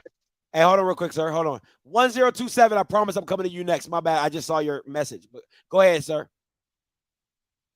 Hey, how's it going, man? I'm good. Can you hear me? Yeah, I can hear you. Talk to me. Yeah. See, people got to understand, man, Deion is prime time, man. I mean, Deion is not going to stay at Jackson State too much longer, man, because Deion, what prime time need? Lights, right? Big lights, right? Yep. Going to Colorado is going to give him more lights. And from there, he's going to be able to get a better job. If he can show him prove at Colorado, then it's going to open him up for the big jobs, man. But we got to understand, man, Deion is prime time, man. He did what he did at Jackson State. But, man, Deion need big lights, man. That's his personality, man. He need big lights, man. So he did what he did at Jackson State to set himself up for a big move. And, Colorado might not, me personally, I don't like the Colorado job. I wish it was, Auburn or somebody like that. But if he can show that he can win at Colorado, then the world is his after this. And that's all I got to say, man. And good job, man. Thank you, sir. I appreciate it. I mean, he making a fair point. 1027 coming to you. I apologize. Hey, calling you live. Hey, man, it's no problem. I like listening to everybody anyway. How much of a hot seat is Dooley on for next season?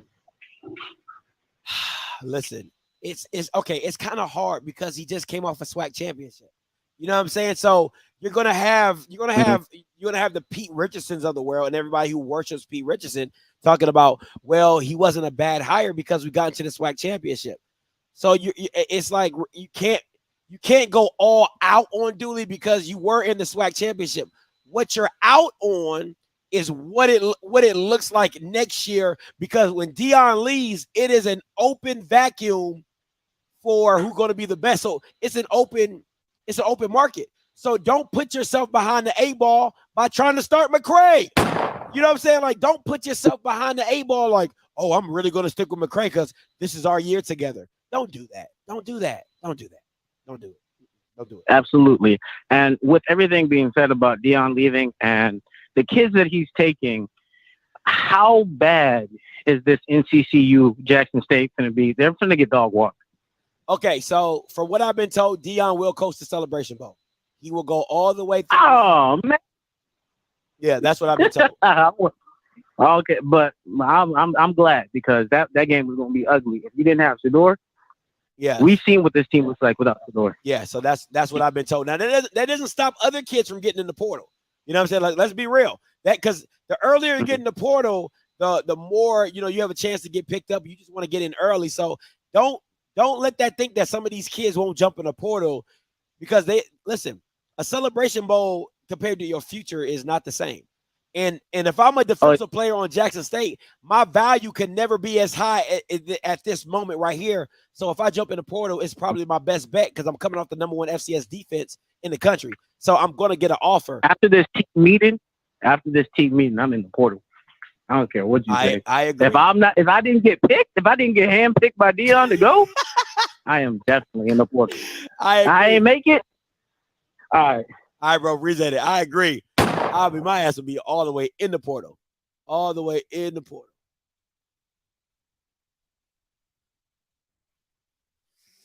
I don't know. I don't know what would stop any of them. Listen, if anything, I'm calling Dion to talk to me about this job. Any of those guys need to be reaching out to Dion to talk to him about the situation at Jackson State and see if that's something they want to take. 4202 coming to you. Hey, caller, you live. What's going on? What's your name? Where you calling from? Kingston, calling from Baton Rouge, Louisiana. Talk to me. Is there any chance of smoke and mirrors with Dion? I'm calling to ask you because I'm not sure. Is he really a good coach? Like, is there any chance that with his frame, he's able to get the good players to come to play for Jackson? Once they come, they're just dominant because they're better than the other players in the SWAC. Cause it kind of reminds me of like Orgeron for LSU.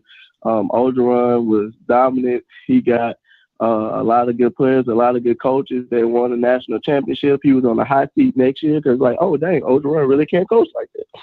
Is there a chance that that's the same thing with Dion?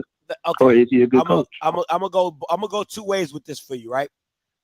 If you I'm gonna use you. Let's say you're a mason, a brick mason, right? You lay brick, right? And you have a boss, and your boss delegates. He don't know how to make bricks. You know what I'm saying? He don't know how to make bricks. He don't know how to do none of that, but he knows how to delegate and the job gets done. Is that a knock on the guy because he gets the job done but he doesn't know how to make bricks? Is that a knock on him? No, so I like that point, and it's not a knock on them, but then it's something that we call like that'll be considered like a middleman. People just gonna go to your coaches that you bring in and recruit them like that. Like they just gonna skip over you, and it's like, oh, can you keep bringing in talent? Because they just gonna go after what you bring in. If you bring in a good offensive coordinator, they gonna come and get him and make him the head coach of their team. Shouldn't I get credit? Shouldn't I get credit for hiring you? Shouldn't I get credit for bringing you in? Shouldn't I get credit? I'm getting credit for everything. Yeah, I do agree.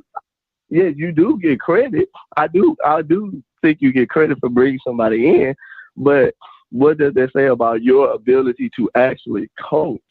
Because if you can't sustain it, then you're no longer, because you just can't keep bringing people in. Why not? That's why I said it reminded me of Orgeron. Well, no. Orgeron lost stability. He lost discipline within his program. That's something totally different. It started getting, and the reports coming out of LSU was wild. It was just like nobody had no accountability. It was crazy stuff going on. My thing is this: that is not Dion's thing, right? Dion has a unique way to understand divas. Why? Because he was one. It's like when your parents tell you, I did that before. I've been there. I've done that. Anything you think you've done, I've already done. So when you have kids that come in thinking that they're better or I'm this or I'm that, Dion, like, bro, I wrote the book on that. You can't tell me. So That's not anything he will have to deal with. The only thing that will ever really be a chink to Deion's armor is losing at an absorbent amount. That's the only thing that really would ever put a chink in Deion, because everywhere Deion goes, he wins. Every time Deion touches something, it turns to gold. So if he starts losing at Colorado at a high rate, like the first year, okay, he might go 6-5, okay, 7-4, whatever. But if he go 5-6, 5-6, 5-6, that's where you start to see the lack. That's where you see the glimmer of Deion start to fade, because losing is his biggest kryptonite. That just is what it is. Okay. Appreciate you. Hey, no, man. Appreciate the call. All right. Thank you. All right, man. Let me go. 76 coming to you. 76 coming to you. Oh. How you doing? This is Michael from St. Louis. What's up, I Mike? got a question. How you doing? I got a question about the athletic director. Part of his job is to help make money and bring in sponsors for the whole sports program. How come he's not trying to make a deal with Under Armour to not just do a deal for uniforms, but also get some cash in there that can help pay the coaching staff? That would have probably helped Deion stay here at Jackson State. So that's just my thought. Was he not wanting to do business with Under Armour or some of these other apparel or sneaker companies to try to bring money in here that would help entice Deion to stay? Yeah. Listen, man. I'm gonna go. I can't really go too in depth into that, because I'm going to do a live show tomorrow about it, about everything. It's a lot of variables with what you're saying, and I don't want to give half a story and then people ask and then I gotta go deep into it. So I get your question, I hear your question, but I'm probably going to answer it tomorrow on my live about Deion's movements and what made him ultimately make the decision to go to Colorado. So I apologize. I really can't answer that question like I want to. But if you have another question that's football or kind of smaller in context, I can answer it. But that question I can't, because it's a lot to it. It's a lot of back into that. No, I think I was just curious about, the politicking in the back end for trying to keep him to stay, and knowing that in order to maintain a strong program, that you have to invest in that program and seek out income, if it's not revenue from the stands, get sponsorship to get what you need to keep high profile or quote unquote high profile coaches to maintain there and not fly the coop. I'll say this. Jackson State made a late offer to Deion and it was trash. I'm gonna just say that to you. That's all I can say. They made a late offer to him and it was trash. It was disrespectful, in my personal opinion. Absolutely disrespectful. But it is what it is. But appreciate the call. Thank you so much. Let me see. If I was one of those guys and McCray starts over me, I'm transferring. If McCray starts over Biden next year, I'm transferring. I swear to God, I'll transfer. Let me see where we go. Woo, man, call lines are booming. 0527 coming to you. Hey, caller, you live. All right. What's up, Script? Hey, check this out, man. He kind of was mentioning what I was going to say too. Is that it's two ways, and I heard you mentioning about Prime leaving because of his coaches. Now, I'm gonna push back against that.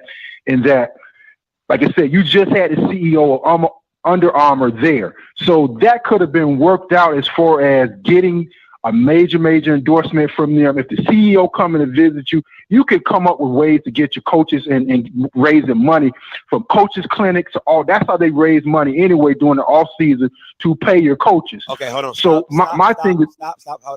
Let's go back and forth with this thing, right? Is that going to see? Say that again. Yeah. Let me say this. Let me kind of cut into this real quick. How long is that going to last? Right? Because you're saying you can't tell me that's not sincere when I heard it from Deion's camp of that's why he's leaving. That's one. Is there other factors to it? Yes. It's not the sole factor, but it is one of the factors of why. Some of these guys are making $60,000, and if you get to Colorado, you're probably making $300,000 to $400,000 for the same job. That's life-changing money. Right. So this is the thing, Script.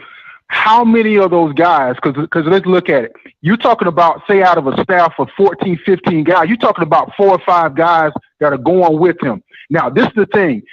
One of the things that gave it away right away was when the strength and conditioning coach came from Georgia that just won a natty, to be able to come there. You can't tell me that was already in the plan to be able to say, hey, man, we go do 1 year and we go get you up out here to start making some money. So that's crazy. There's no way you're going to be able to tell me that a guy who could be making buku money, who has transferred the University of Georgia, that's going to decide to come to Jackson State, that was not already in the plan to be able to say 1 year, come in, you with me, we go out and make some money. So it's kind of, I'm trying to hear in a way. Listen. Say that again. I'm trying to hear a problem. Where's the problem at? That ain't. No. What I'm saying is that you're being facetious when you're telling people that I'm leaving because my coach. That was already in the plan for you to leave. So don't put that out there. And like I say, they're putting you also on the team to be able to go out to help them control the narrative. How is that facetious? Hold on. How is it facetious when he said it on 60 Minutes in front of everybody? Right, but you also told people that God is the one who brought you here to do these different things, and all of a sudden now we're up out of here. What's your name? So the same. What's your name? Go ahead. What's your name? I'm KJ. KJ. Okay, KJ. Listen, how long have you been watching me? I've been watching you for the last year and a half, 2 years. I've been saying for a year and a half about the God situation. I never heard you call in and have an issue when I said, hey, I got a problem with Deion says God. Everybody's like, oh, Scotty, he accepted the charges. He called and collect. Scotty this, Scotty that. Everybody was bashing me when I said, you can't say what you said about God placing you somewhere and then leaving. I said that. For 2 years, I've been saying that.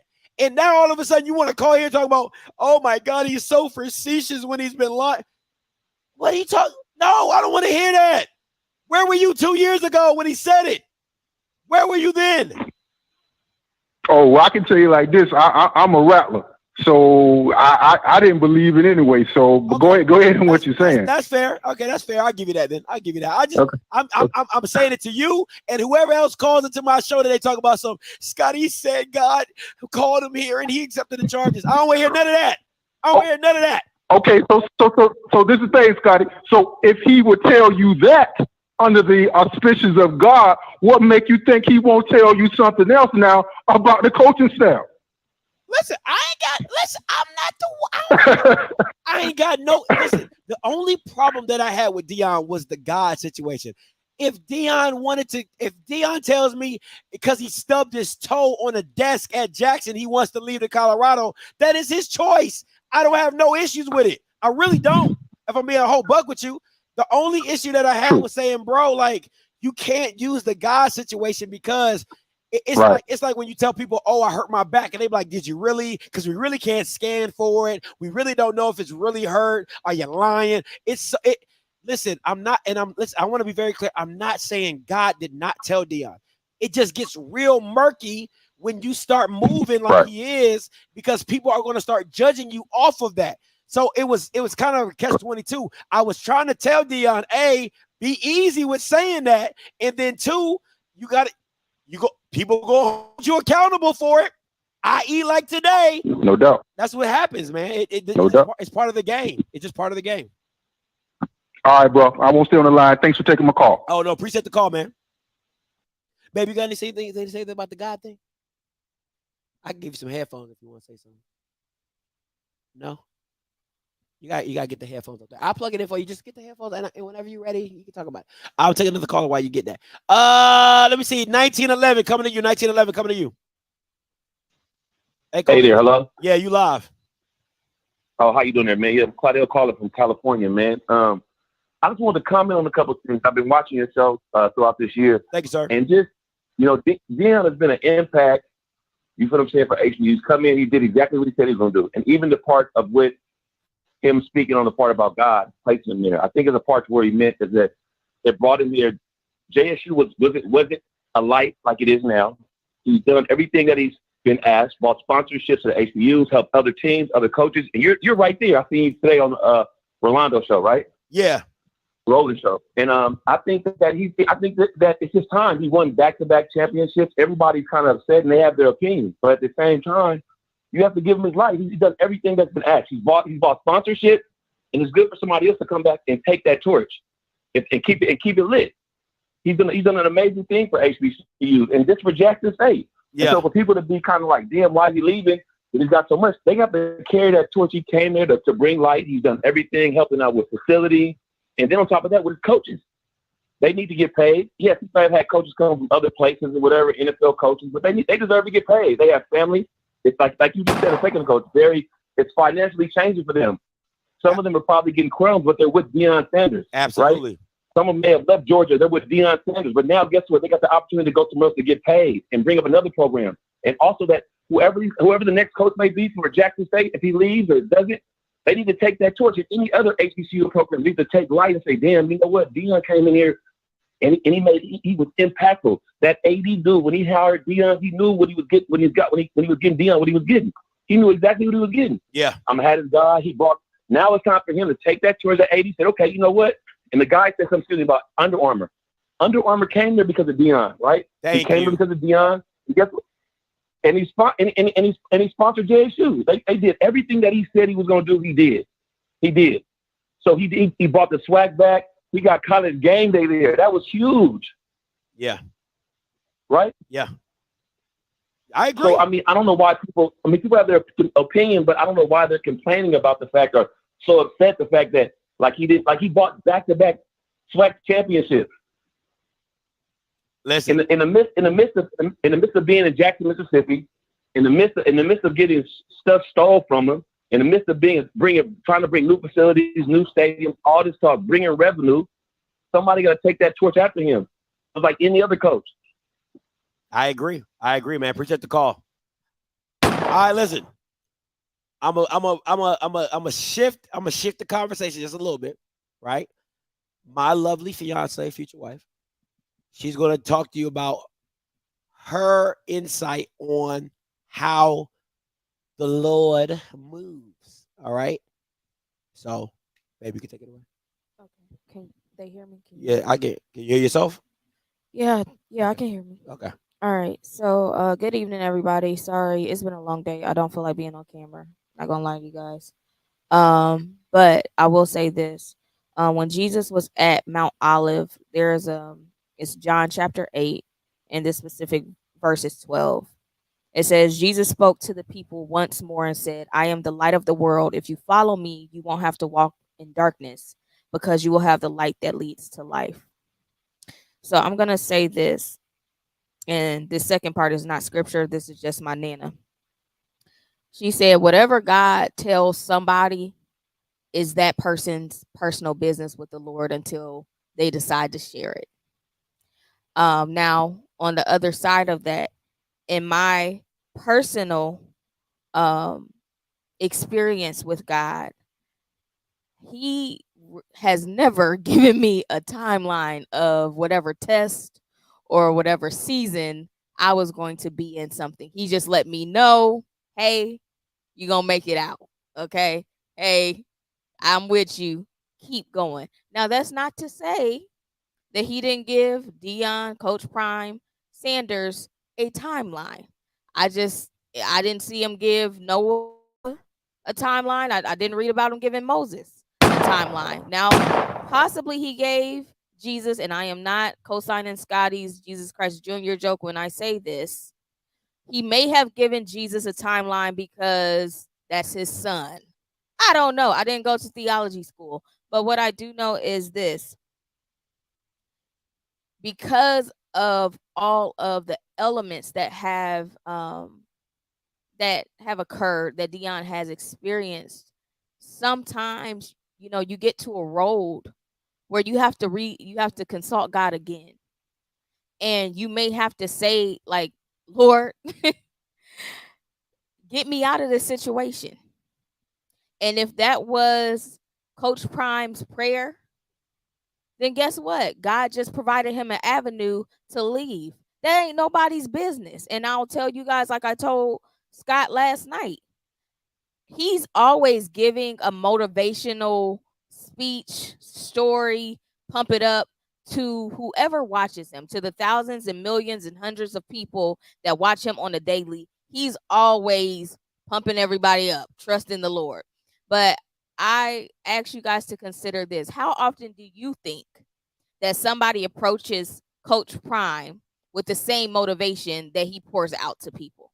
How often do you think that as people that hear from God, or that people as called to God, I have a few pastors in the chat, I know that you don't get those calls like, hey man, just lifting you up, just wanted to check on and see how you're doing. I know life might be treating you a little rough. We don't give preachers or pastors the benefit of the doubt that life is lifing, okay, for everybody. But with that being said, if that man comes back to the public and says that God told him something, in the words of Miss Tabitha Brown, it's fine because it's his business and nobody else's. He has the right of privacy. He has the right of having a personal relationship with his Lord and Savior, Jesus Christ. That's all I have to say. And get the likes up, because there's way too many ninjas up in this chat to not have the likes up. And secondly, if you guys don't, I'm going to pull a fiance card, and my fiance is going to take me to get some food. So please get the lights up. Thank you, guys. No problem. Appreciate it, babe. Thank you so much. That is the word of the Lord. I'll take it. All right. Let's get back to these callers. So yeah, that's your answer. Don't you already heard the answer for the gospel. All right. Don't call back in for no foolishness. 3418 coming to you. Hey, calling you live. Hey, Scotty. What's up? Hey, Scotty. This is Armand. What's up, Armand? How you doing? What up? So enjoying the live stream. Everything going well. I think my question is, even after the Deion situation and everything going on, do you feel as if we try to gatekeep HBCU culture? Absolutely. For this reason, like, you get what I'm saying? Because, like, I think Deion did what he was supposed to do. Deion came in, Deion showed out. But I think on one hand, he sat there and said God called him. And so a lot of people, when you put in God, people say, well, longevity. So you're going to be there for a minute. I think, 5 years, everybody thought 5 years, because they wanted to make sure his kids got in, his kids got out, making sure they were taken care of. And I think my other thing is, because Deion, said he was coming in and I guess gonna make these changes, do you feel as if Colorado, or do you feel as if like Colorado or the other, I think Florida in South Florida was gonna be his next move automatically if we hadn't given Jackson State all of it? If we didn't do what with Jackson State? If Jackson State had given him the job, do you feel as if Florida or Colorado would have given that position? No, nobody would have took that chance. They didn't want the risk. It was too much of a risk, because if he loses, he's a clown. You know what I'm saying? Like, oh, the school gets looked at as foolish. Why would you hire a guy with no college experience? Blah blah blah blah blah. You know what I'm saying? Like, it just wasn't worth the risk. So, Jackson State didn't have nothing to lose because they've been losing. You know what I'm saying? So it was a win. It was a win-win for both situations. I give you a platform. I make you cooler. I put you on this pedestal, and Deion gets to build his resume to go coach at Power 5. It's a win-win. Yeah. Like, I think for me, because T had John Ross, and you saw impact John Ross had, which was they're gonna win a couple MEAC championships, go to a new conference, win a couple Big South championships, get the team to national record standing, and then he was like, all right, I done did what I'm supposed to do. Tennessee calling, I'm about to dip out, right? Yeah. I think that's the progression everybody thought Dion would make, which is win a couple, Jackson State championships, win a Celebration Bowl at least, a couple more times, and then dip out. And so because people, he left earlier than expected. How about that? It's the part that everybody's upset about, and I think that's the reason. I guess that's the reason I asked, like, do we gatekeep HBCU culture so much, and is it going to worsen now that Dion is leaving? I don't think it's going to worsen. It might. I don't think it should, because what Dion showed you is what an outsider can do. What the right outsider can do. It's like you're dating, right? Let me give you a good example. Armand, I'm gonna let you go. Thanks for the call, bro. Let me give you guys an example. What HBCU culture is you got to date, right? I tell my female cousins, I tell my female friends, I'm like, listen, you can't be afraid of kissing frogs. Not everybody's going to be your prince, and you got to get out there and you got to test the market. It's the same thing with outsiders in HBCU culture as coaches. Not everybody's going to be perfect. Not every HBCU guy is going to be perfect, but you got to keep trying it because you never know what you might hit on. But to just say, oh, I don't like short guys because they're short. I don't like dark-skinned guys because they're dark-skinned. Like, no, you got to keep kissing frogs until you find the right one. That's what it is. I'm going to play the clip from Well Off Media.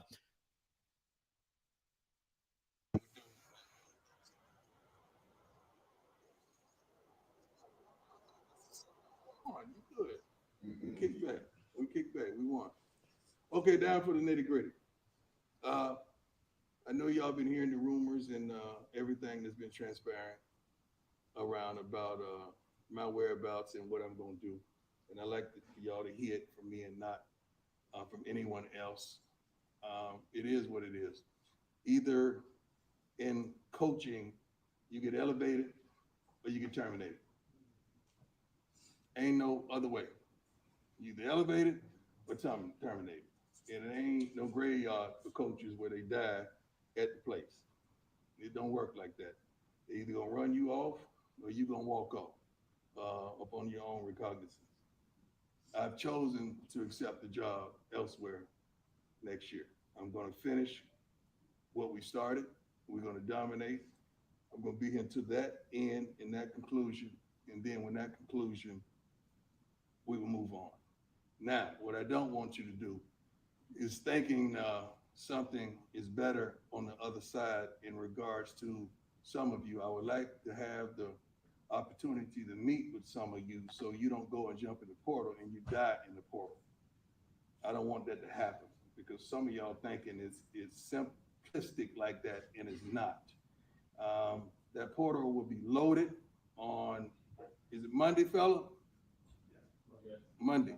Portals opens, be loaded, and they're gonna call and they're gonna ask, because that's what we've done for some of y'all when we were trying to acquire y'all. We called and we asked your coaches, and when we knew what kind of character, what is it, and I don't want you thinking since you have the Jackson State awards on you that people are just gonna flock to you and they're gonna lace you like that. This is one of the best universities, I believe, certainly in FCS, that you could have an opportunity to play at because of all the bells and whistles and these particular things that we've brought here. And I'm trying my best with this wonderful gentleman to help choose this next guy for you. My recommendation goes to TC. They know how I feel about TC. I want TC, and several of the staff members are going to be retained here, but that's mine. I would love for someone in-house because I don't really know how y'all would act with somebody outside the house coming in to really not understanding how we function and how we get down. So that's my recommendation. So just clap it up, TC.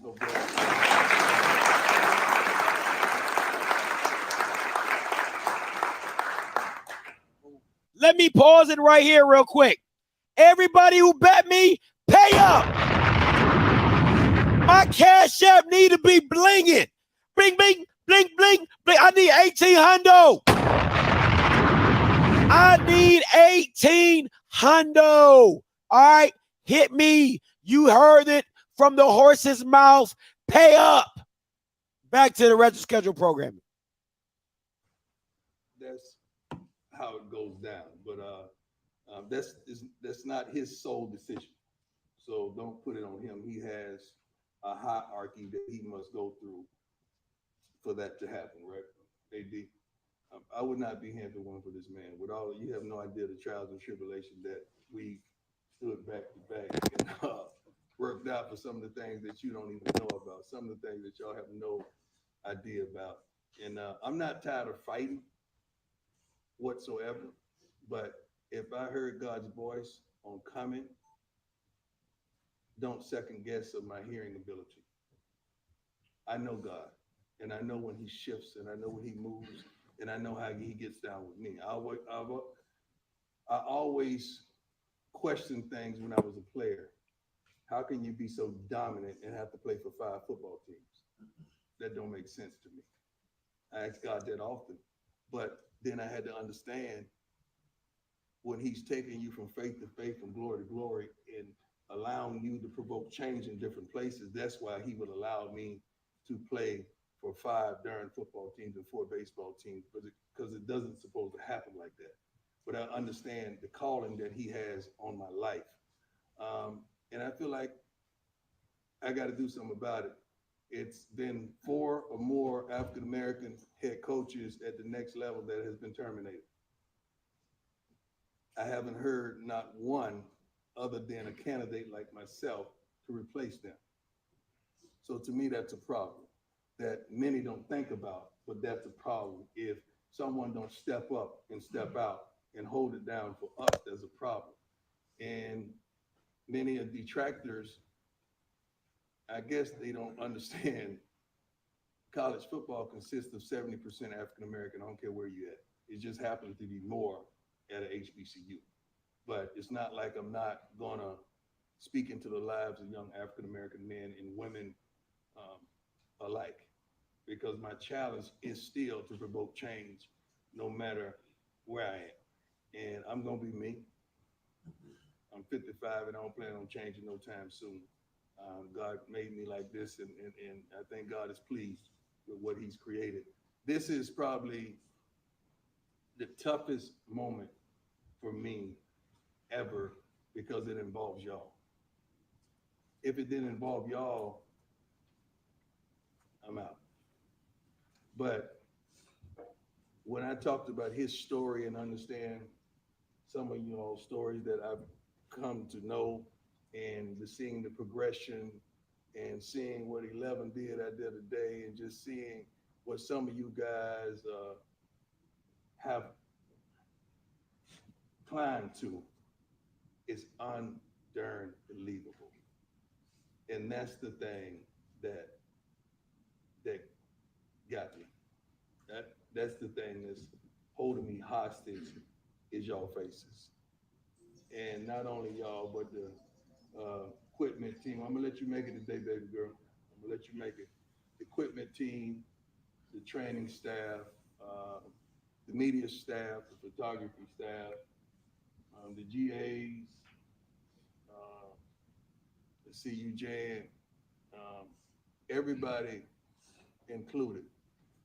The documentary team as well. This ain't easy. And it's not about a bag. I've been making money a long time and I ain't nowhere near broke. So it's not about a bag, but it is about an opportunity. So I always felt like if you dominate your opportunity and you treat people right, the bag is gonna always come. I never chased the bag. A bag has always chased me, because I've always tried to make the right decisions and do the right thing regarding people, regarding decisions, regarding life. It hadn't been too many times where I was meant to stay right and I took a left. Maybe a couple of marriages. I take that back. All right. No, I'm sorry.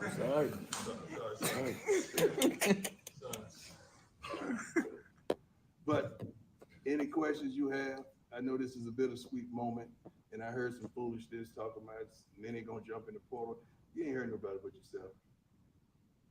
Don't hurt yourself, because whether it's 11 or 22, we're gonna go to Atlanta and kick the butt. We're gonna win. And I would hate for you to be at home looking at us on television doing that thing. So make sure you choose properly, and if anybody have a problem, I would want you to come and talk to me about it so I can set you straight. So I can give you some real direction on life and what I see for you and what I think you should do as a man. I'm not gonna tell you no wrong. I'm gonna tell you right. Just like him. We've been trying to make sure you guys are straight for quite some time. And I love it that we can talk like that. That we got to straighten that. This got to be this got to be that. It can't be no let up. Now, same passion, same intensity, same type of uniform, the same cleats, the same Under Armour, everybody straight. Everybody straight. So that's what it is, fellas. You heard it from me. The world don't know. They assume. Y'all are the first ones to know and to hear it from me. My family members didn't even know. I don't tell them that because they can't hold water, especially my mama. She can't hold water. If I want everybody to know, I tell my mama, right, Trey?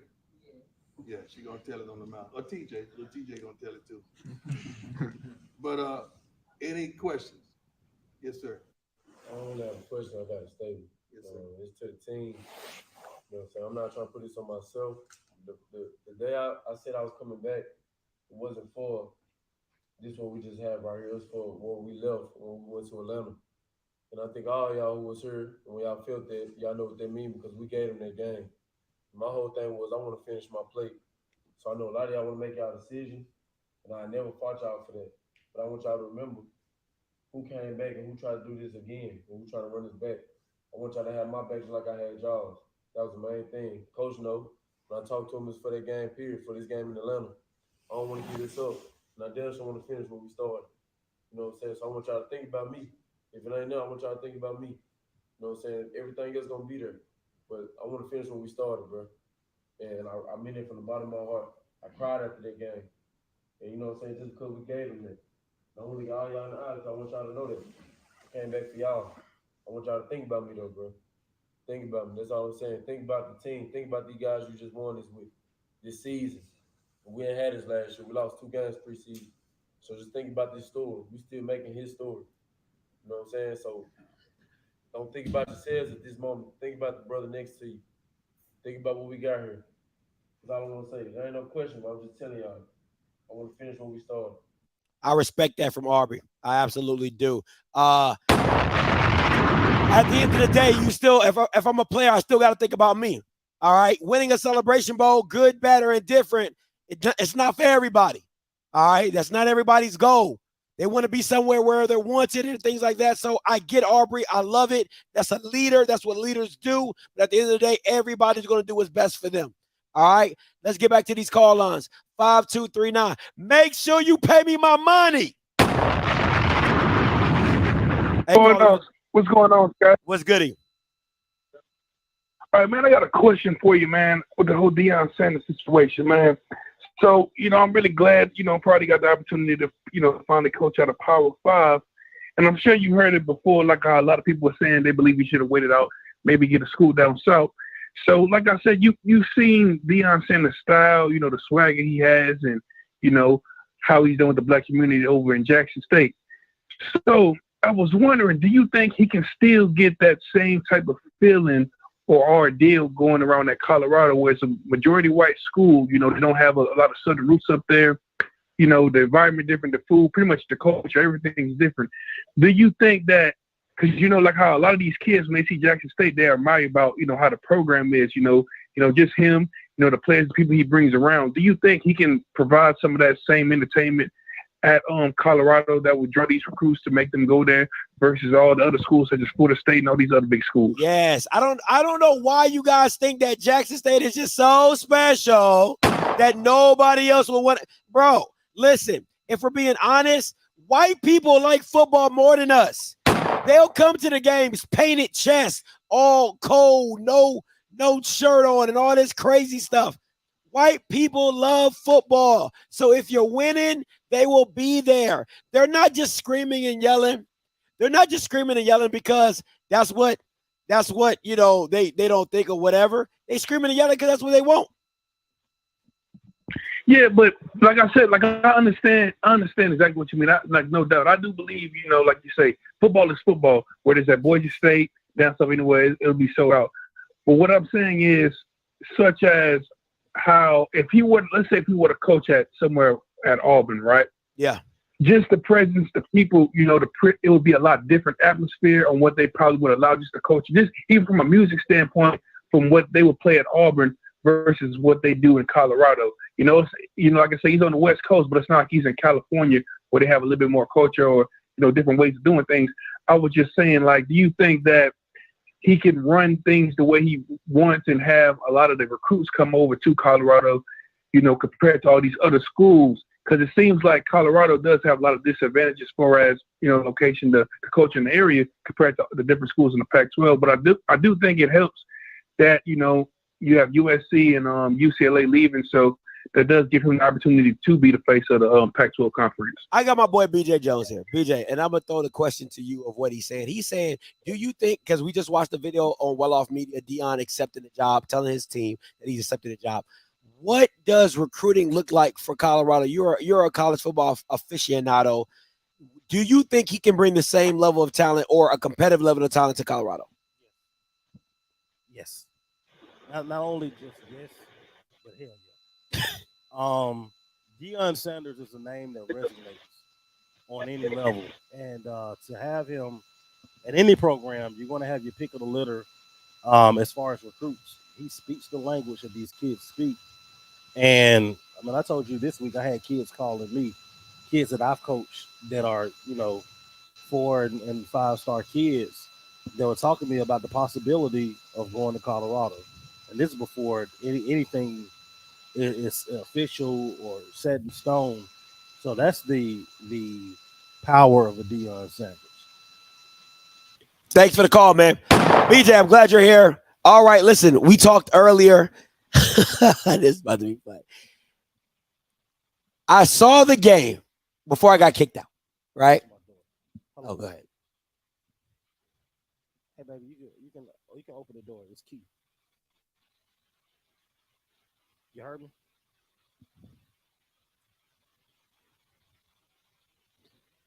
You're going to have to try to get as close as you can to your mouth. Yeah. There you go. All right, so what was your assessment of Southern in this game? Because I'll tell you mine real quick, and I really want to toss it to you. For me, when I was watching the game, I'm thinking if Dooley would just if Dooley would have went with Bubba earlier, this is a totally different game. Oh, you can sit on the bed if you like to as well. Oh, you can turn the TV. Here you go. Here you go. Go ahead. Man, let me tell you something.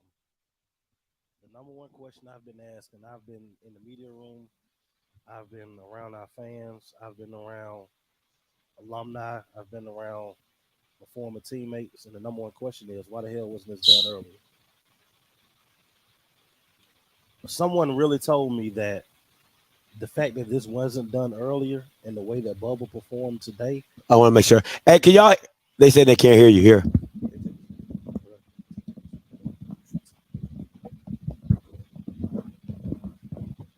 All right, can y'all hear me? Testing. Can y'all hear me now? There you go. Hear me now? Yeah, much better. All right, so I'm just getting to the hotel. Yeah. So let you know how long I've been at the stadium, having conversations with people, alumni, former teammates, ex-club members, you name it. And the number one question that I'm getting asked right now is, why the hell wasn't this done earlier? Someone literally walked up to me and said the fact that this was not done earlier, and the way that young man performed, Bubba McDonough almost had 400 yards of total offense by himself against the number one defense in the country. Come on. And the exact words that somebody told me is, this is a fireable offense. this is a fireable offense because the offense looked night and day different. The morale of the team, night and day different. The receivers, you saw that pep in their step. And you think not only for this game, but this game is a microcosm for the entire season. Yeah. What happened if this was done after Texas Southern? This game, it would really, and it goes back to the film breakdown, and we've talked about it ad nauseum. The same time that Bubba had today was the same time that Bashan had at the first game. And I'm showing people like, no, this you couldn't blame the offensive line. No. And then if you want to say, oh, he's not as mobile, he ran for 162. And the passes that he was making were the passes that I said, listen, they're open. They're in trail position. He's he's floating it, letting my guys go make plays, go be playmakers. But the really thing that really boggled my mind, BJ, when I'm watching was the mobility of Bubba McDaniel. Yeah. The fact that he was breaking tackles, the fact that he would either scramble to make an extra play or get up the field. The same stuff Shedeur did to you the first game was recreated, and he's going crazy. And I'm just like, how could anybody not see this and say, how would Bubba McDaniels was not starting? Hey man, we scratching our heads. And to hit a crowd behind the team chanting Bubba, Bubba, Bubba, it was crazy. And Glendon McDaniel has gone through a lot. Young man from Dothan, Alabama, lost his dad to cancer a couple of years ago. He's had a rough stint at Southern University, but his perseverance, we were able to see that today. And he didn't get the win tonight, but for him to close out his career in the way that in which he did, Glendon McDaniel is going to be a fan favorite for a long time. What, to me, what faith the Southern fans put in, because Bashan has another year. He is coming back. You have Noah Biden in the pipeline. You have a blood in the pipeline. There's no way that you could just trot Bashan McCray out there for next year and think the fans of Southern are going to be okay with that, especially how this game ended. And I texted you earlier. I said the better that McDaniel played is the worse that this kept looking on Dooley, because I'm just like, how? How? So what does this look like going forward for Southern, especially Dooley? I mean, the one thing he said right before the press conference, he walked up to me and we talked for a little bit. He said, we'll be back. And I got to believe that. You know what I'm saying? That's my dude. I got to believe that. But I will say this, what you said, man, that spring game come around and we even entertaining the idea of 11 taking, man, it's going to get ugly. I'm talking about it's gonna be ugly. If you've been around Baton Rouge, Louisiana, man, you know what I'm talking about. When I say it's gonna get ugly, I'm talking about grandmama getting out the tub ugly. Oh man, let's take some of these calls, BJ. I'll keep you on here. I got my boy BJ Jones in the building. If you guys would ask, I got Smash coming up. Hey, Smash, you live? Yo, what up, Scotty? Man, I just want to get on here right quick and say congratulations to Jackson State on the win, man. You know what I'm saying? We give them all this flack and shit. They got to win. Congratulations. But I'm with y'all, bro. Like, the fact that, like, Bubba balled out like that today, I was on the sideline the whole time with the team. You know what I'm saying? Yeah. Talking to players and doing everything. You know what I'm saying? And the look on their face, bro, it felt like, I don't know. It felt like almost like something's happening and you know why it's happening, but you can't stop it because you don't have no will to stop it at all. Like, they know why they was losing. Every touchdown that Bubba scored, every good play they scored, the momentum got to them. And even the part that really touched me the most today was, damn, I think when Bubba threw a pick, I don't know if he threw a pick or like he got sacked or something like that, because the crowd kept yelling, Bubba, Bubba, Bubba. Like, and that's on some Rudy type shit. You know what I'm saying? Like, damn, like, this is the faith that we have. And I went in the middle of the game. You asked Blue, I said, Blue, what you thinking right now? Blue told me, hey, bro, if Bubba were playing, Southern probably 9-2. You know what I'm saying? And everybody saying the same thing. Why we just putting Bubba? Why just putting Bubba in? So I kind of want to apologize to Southern football players. You know what I'm saying? Jackson played a good game. I think Southern played a better game. You know what I'm saying? Yeah. But we got fucking 21-0 in the first down quarter. Yeah. You know what I'm saying? Then the part that pissed me off, they he put somebody else in before he even put up. What's the boy? What that boy name is? Whatever his name is. He put him in. Then he put McCray back in the game, and then he strip fumbled. Exactly. And son, I'm like, bro. And then what's crazy about it? Bubba was like playing it cool, son. And to me, it was just like he was just playing good football, bro. Like they didn't even know the plays. He was just balling. You know what I'm saying? He was just balling, bro. But I just want to say congratulations, Jackson State. And I apologize to Southern football player from a true alumni that actually kept, bro. Because look on them dudes' faces, they was almost like they got robbed, son. And they got robbed of a season on some selfish ass shit. You know what I'm saying? On some stubborn, like, I'm going to do what I want to do. And then when you see what you wouldn't do, it wasn't working, you know what I'm saying? You don't have no choice. I ain't even see McCray on the sideline at the bubble stop balling. You know what I'm saying? Yeah. That shit kind of pissed me off too. But nevertheless, we're at least on the win, bro. But everything y'all saying right, dog. It's just sad that they had to happen to them dudes out there like that to watch themselves get defeated, and it wasn't even their fault, bro. You know what I'm saying? It wasn't their fault at all, though. They played their ass off. So yeah, that's my time, Scotty. Smash. Hey, BJ, let me throw it to you defensively. You know, it always seemed like they couldn't make the play that you wanted to make. Like, you know, it's 3rd and 7, and you're like, if we could just get the way Bubba was moving. You're like, if we could just get a stop here, we're good. Rico Powers with a first down. Willie Gaines over the top. You just couldn't get the one stop that you needed, because if that game is 31-36, yes, it's a completely different game. And now the pressure falls back on Jackson to make those plays. What are we seeing defensively? The biggest thing is defensively, man. Me and you talked about our defense. Like, I can literally I can call our calls. I can tell you what's coming. Man, just playing disciplined football. You saw we had defensive ends. They do the inside spin technique. Shador just steps outside. There's no one outside containment. When we go on the delayed blitz, when we got the robber coming up, you got to get there. Yeah, like you have to get there. And also, man, when we're in zone, that touchdown I think was to Gaines. You're in the cover 2, man. You're the corner, man. I need you deepest to deepest, widest to widest. Yeah. It's textbooks, the things that come back to bite you in championship ball games, and that's what happened tonight. I love what you brought up about the receivers and the energy that they had. I mean, you could like I'm watching it from here, and I'm seeing Bubba pointing like I know you could do it. Like it just felt everything felt different about this game, and I said it on my show. I said McCray starts is 42.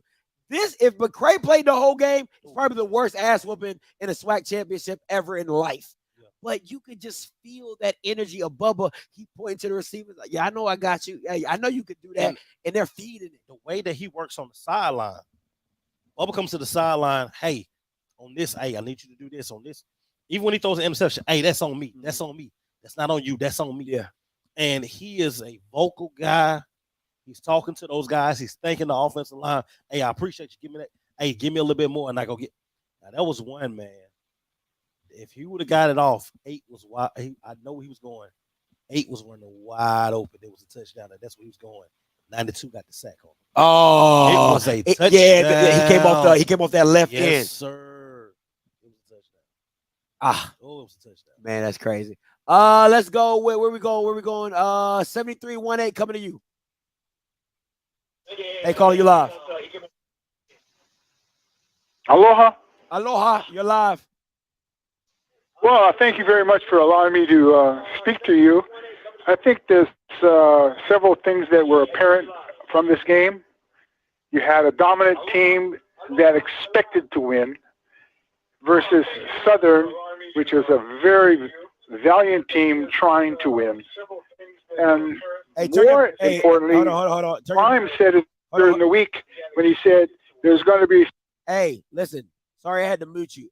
Turn your background down for me because it's bleeding through your audio. So turn your background down, and then you're good to go. It's sad that there's trying to win. And if you played, which I'm sure you did, and I've coached and played, there's always going to be a winner and there's always going to be a loser. And for me, I watched Southern valiantly try to upset Jackson, but Jackson was the dominant team because it just had its effort magnified, and in the first quarter, 26-0 or 24-0. But Prime said it earlier in the week. There's going to be some happy people, and there's not going to be some unhappy. There's going to be some unhappy people. So a team that wins, they're happy. The team that loses, they're not happy. But if I'm a judge of football talent, Southern is going to be one team in the SWAC to contend with. Last but thank you. I'm sorry you weren't. Your house is bleeding through. I'm hearing you. It just give me a headache. If you want to call back in, just turn your background down. All right. 0879. Hey, calling you live.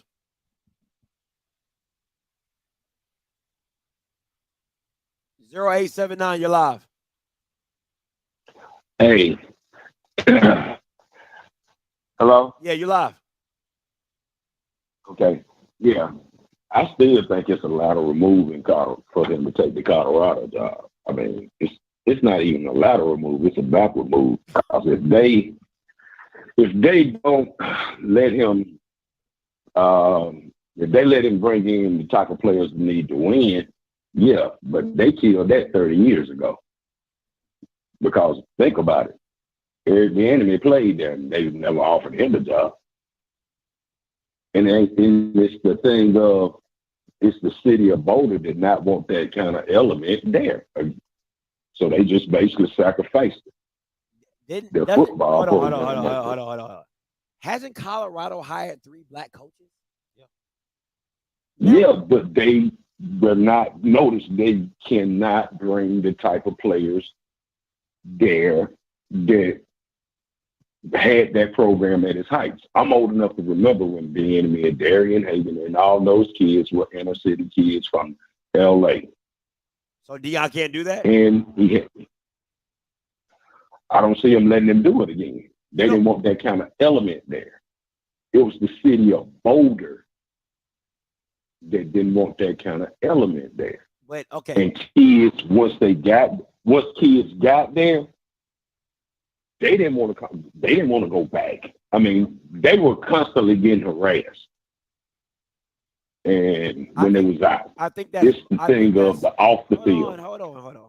I think that's hold on. I think that's most black kids that go to an all-white institution are going to have those problems. I've heard it from kids that go to Nebraska. I've heard the kids that go to Wisconsin. I heard it from black kids that been in North Carolina. That's another school. Okay. So what I'm saying is you're not saying anything new. That happens when you're at an all-white institution and the black kids that are there are playing sports. That's the choice you make when you go to a PWI. My thing is if that's like me hiring an interior decorator and saying, don't do what you do. That doesn't make any sense. You're hiring Dion because he's Dion. You think Dion's gonna take a job that they won't say, Dion, you can be Dion? We're gonna find out. and explain to me how Colorado. We're about to find out. I want to hit a lateral move backwards. Yeah, how is Colorado backwards? It's a lateral move. I mean, because you could have held out and got something better. Let me explain something to you. I want you to tell me straight up, in the last 10 years, how many FCS coaches have gotten Power 5 opportunities? Go. You right on that. I'm not disagreeing with you on that. They have. All right. So we're gonna stop right there. When you're a coach at the FCS level, but they have been. All right. When you're the coach at the FCS level, you have to go when you're perfect. Let's say if Dion doesn't take the job, he goes to Atlanta, and let's say he loses to North Carolina Central, which is a possibility. All right. Or let's say next year they drop a game or two. Now you're no longer perfect. Now we're going to start digging deeper and deeper into your ability or inability to coach. You have to strike. Okay, I see your point on that one. When the iron is hot, all right, and the iron ain't gonna get no hotter than what it is right now because you're perfect. There ain't nothing else for you to build on. You're perfect right now. Now, whether this was a good move or a bad move, time will tell that. But FCS coaches going to Power 5 schools, it doesn't happen often. In 102 years of the SWAC playing football, this is only the second time in SWAC history that a SWAC head coach has gotten an FBS job. The first one was Jay Hobson, and we know that was a political move. The second one, Deion Sanders. He's prime time.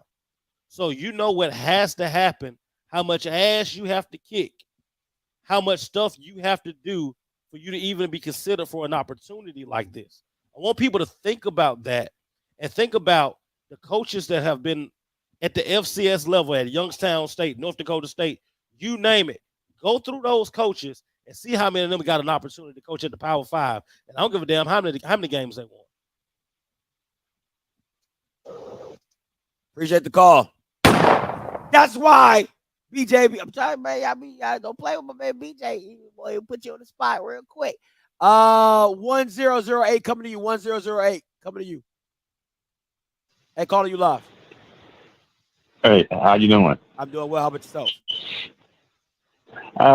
I think the Colorado job, unlike what the other caller said, is a backwards move. It's actually a great move because people forgetting, the previous coach, Mel Tucker, he only coached 1 year at Colorado. He went 5-7 and then went to Michigan State and got a 10-year, $95 million deal. You don't have to be perfect. You don't have to. He went 5-7 and then in 1 year and went to Michigan State. Deion could just come in, win 7-8 games. That's better than what they have done in years. Facts. His name was, he can get positions for other schools. Hugh Freeze just signed this stitcher for Liberty, and he pop up at Auburn. Signing a contract at a Power 5 really don't mean a lot. Facts. Somebody willing to pay you more, and you will leave. No, I agree.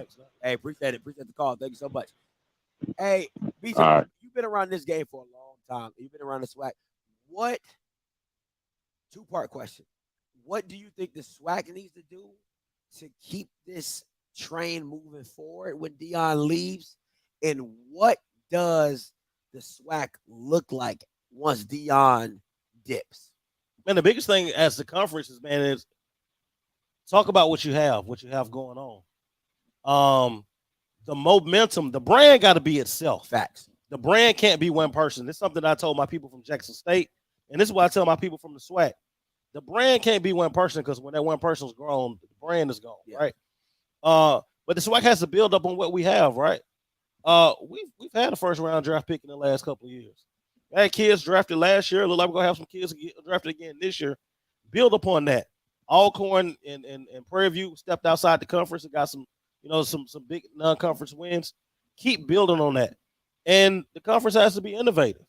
All right. Doing some innovative things, some things that you've talked about, some things that some of your callers and listeners have talked about on making sure that we're going into that digital age, making sure that the SWAC stays first and top of mind for everyone. And what does the new SWAC look like? Well, it looks like 2019. To be honest with you, it looks like 2019 when you kind of saw that momentum, a lot of momentum that the SWAC had. Deion came at a perfect time. You had the summer of unrest, started with George Floyd. You had Deion, and that momentum was moving and moving and moving. Now that train is already rolling. You just got to keep pushing it and keep pushing it. So it's going to be interesting to see what Charles McClellan and the people in the SWAC office, what they have, because I know they're going to have something moving forward because Ashley Robinson knew this day was coming. Yeah. Charles McClellan knew this day was coming. Yeah. Those people knew that this day was coming, and trust me, they've been prepared for it. Now we get to see how well they prepared. Now, what I'm excited to see, and I think is, it's like when UConn was dominating women's basketball, right? Yeah. When they were just like, you're like, man, why are we even playing these guys? But then once everybody started to creep up and catch up, it was just an open floodgate of whoever. I might catch you on a bad day, and I might get this dub. How does that energy revive the SWAC as well? Because I feel like now a lot of schools like Southern, like FAM, like Alabama State, like Alabama, they've been literally recruiting to beat Jackson. Now you're going to kind of see that vacuum get sucked out from the talent. And now everybody's like, oh, man, it's open season out here. I think the biggest thing, man, keep recruiting to a high level. Don't stop. Your standard should be your standard. No one else should dictate that standard to you. The expectations that you set for yourself should be higher than whatever anybody else can that. set for you. Set for you. I tell my kids that I coach, the expectation level that you have on yourself need to exceed what I have for you. All right. My expectation higher than yours, we got a problem. All right. I want your expectation level for yourself. No one's expectation should be higher than you have for yourself, and that should be for the conference as well. So I think, the biggest thing is, man, I'm excited about this conference. I've been around this conference literally my whole life. I've been able to see it from different angles, and how it's grown, and growing. And like I said, you've been at games with me. It's like I'm everybody's nephew, or like great nephew. I mean, because these people remember when I was 3 or 4 years old. Yeah, with your dad. You know what I'm saying? With my dad and stuff. So, man, it's so crazy to kind of see, the growth of it. And like even today, man, me having my daughter with me today, man, and her talking to Coach Graves and talking to Coach Dooley, and them getting the opportunity to see, like, hey, like this is the next generation. Generational. And man, like I said, man, today, man, was just surreal and crazy, man. Just to have my daughter, man, on the sideline doing all the, the different stuff, and her meeting different people, and oh man, this loss hurt. Don't get it. I'm wrong. Like, I'm hurt, bro. I'm not even gonna lie to you. I'm hurt. Like I'm trying to look cool in front of the cameras, bro. I'm hurt. You know what I mean? But at the same time, I know that this year one of Dooley. Yeah. We can only go up from here. And before I go any further, shout out to Jackson State. Perfection, man. I think realistically, when you talk about greatest teams in SWAC history, this team is going to be mentioned with. Yeah. I definitely. Let's get into it. 8700 coming to you. 8700 coming to you. Hey, calling you live. Yeah, my name. All right, what's up, Scotty? What's goody? My name's Thomas. Yeah, I'm Florida A&M alum. So, I've seen like a few rumors. I guess it's like online. Is there any truth to the Willie Simmons going with Deion rumor? Not that I know. From what I've heard, I'll just say this. I haven't confirmed that with my sources to say that's true. So I'll leave it at that. Okay. Yeah, but yeah, that's all I had, bro. Appreciate it. Oh, no problem. Thank you, man. I like those. All right. Let's see. I'm gonna go. We got 6 minutes. I'm gonna go a little bit longer. I'm gonna take these 1, 2, 3. I'm gonna take these last 4 callers, and we done. I gotta get something to eat. Ivan ate. I know he. BJ's daughter's probably got to lay it on down because you driving back.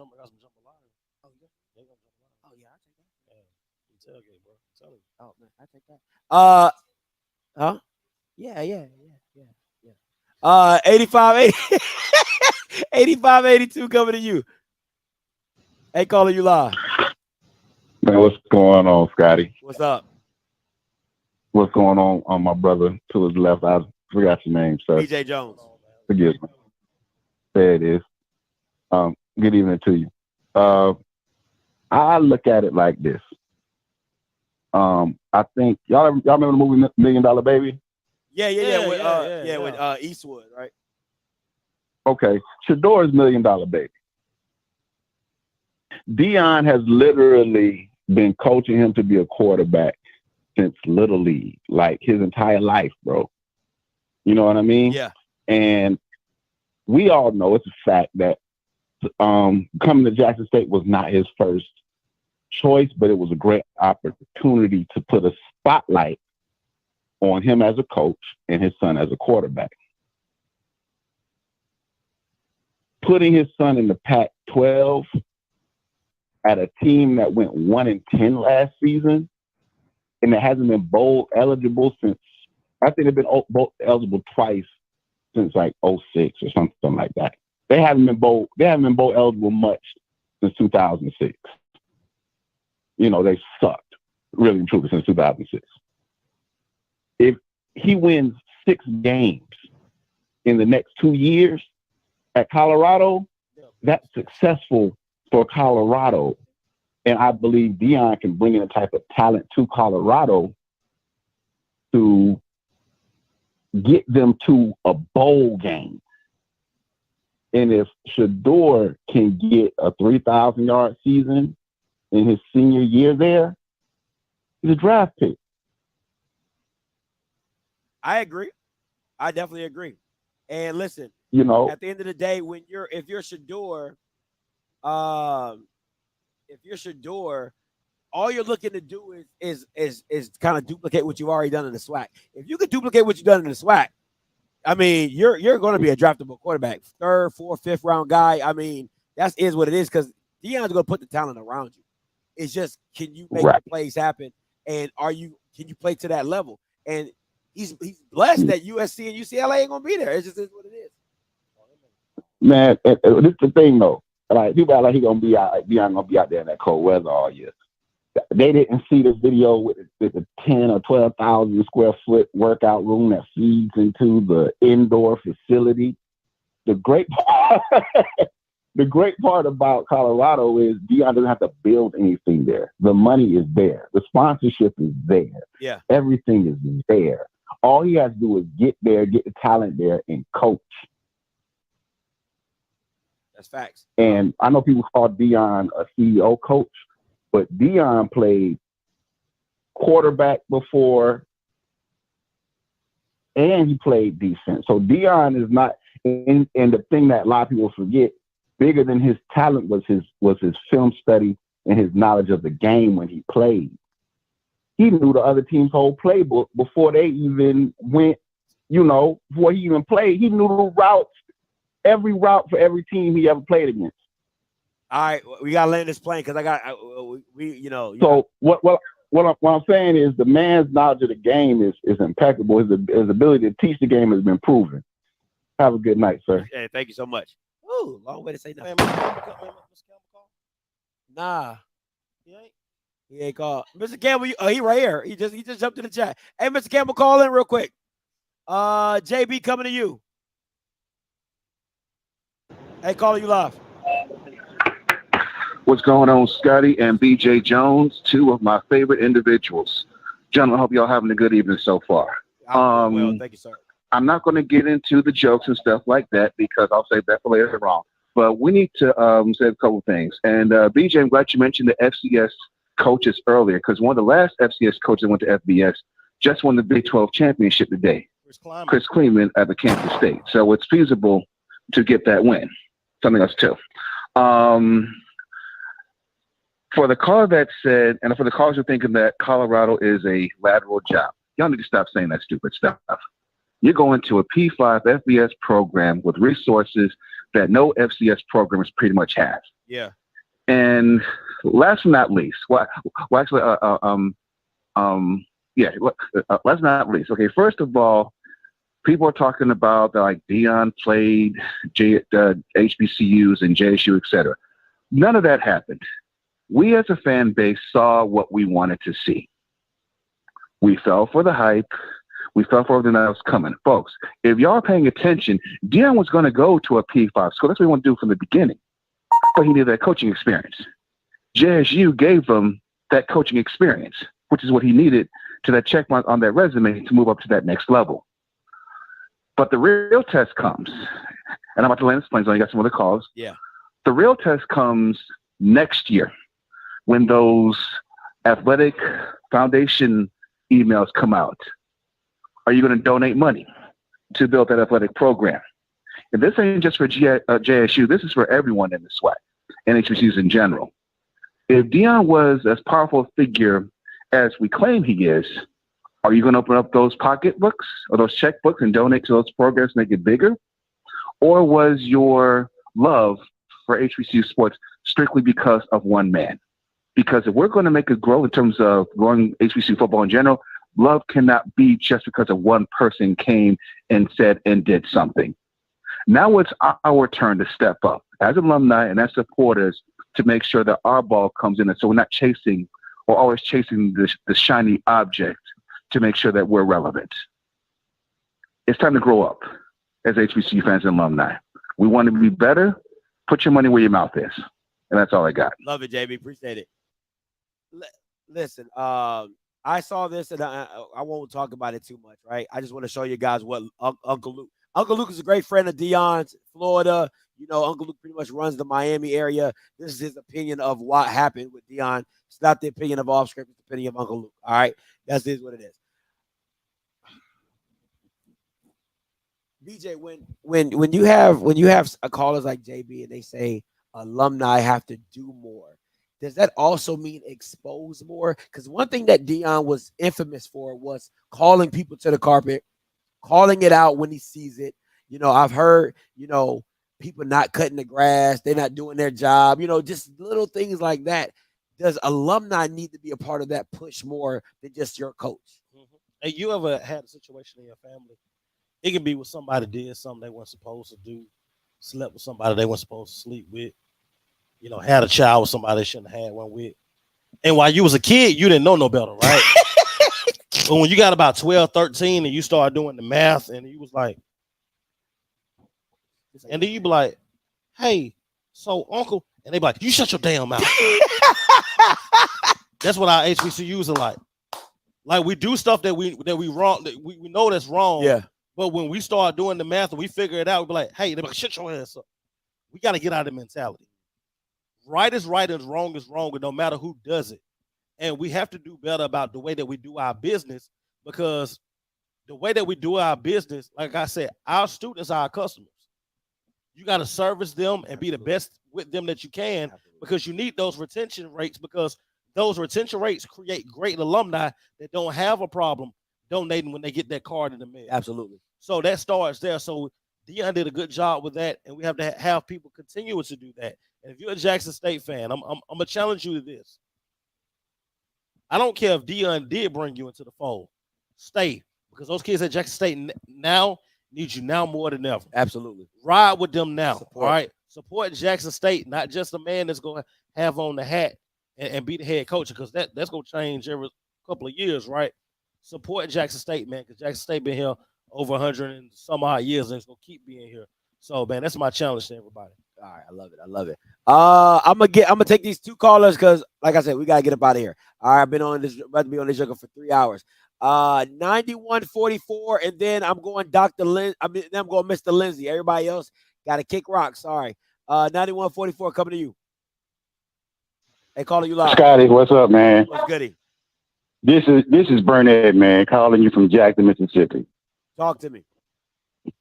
Scotty, after listening to that lame speech that he just gave to his players, I just got one thing to say.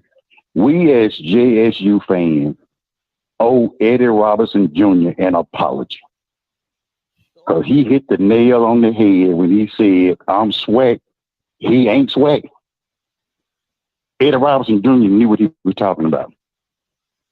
Telling you, it ain't what Deion did, it's the way he did it. It's the way he did it. You've been recruiting for the last 2 weeks for Colorado.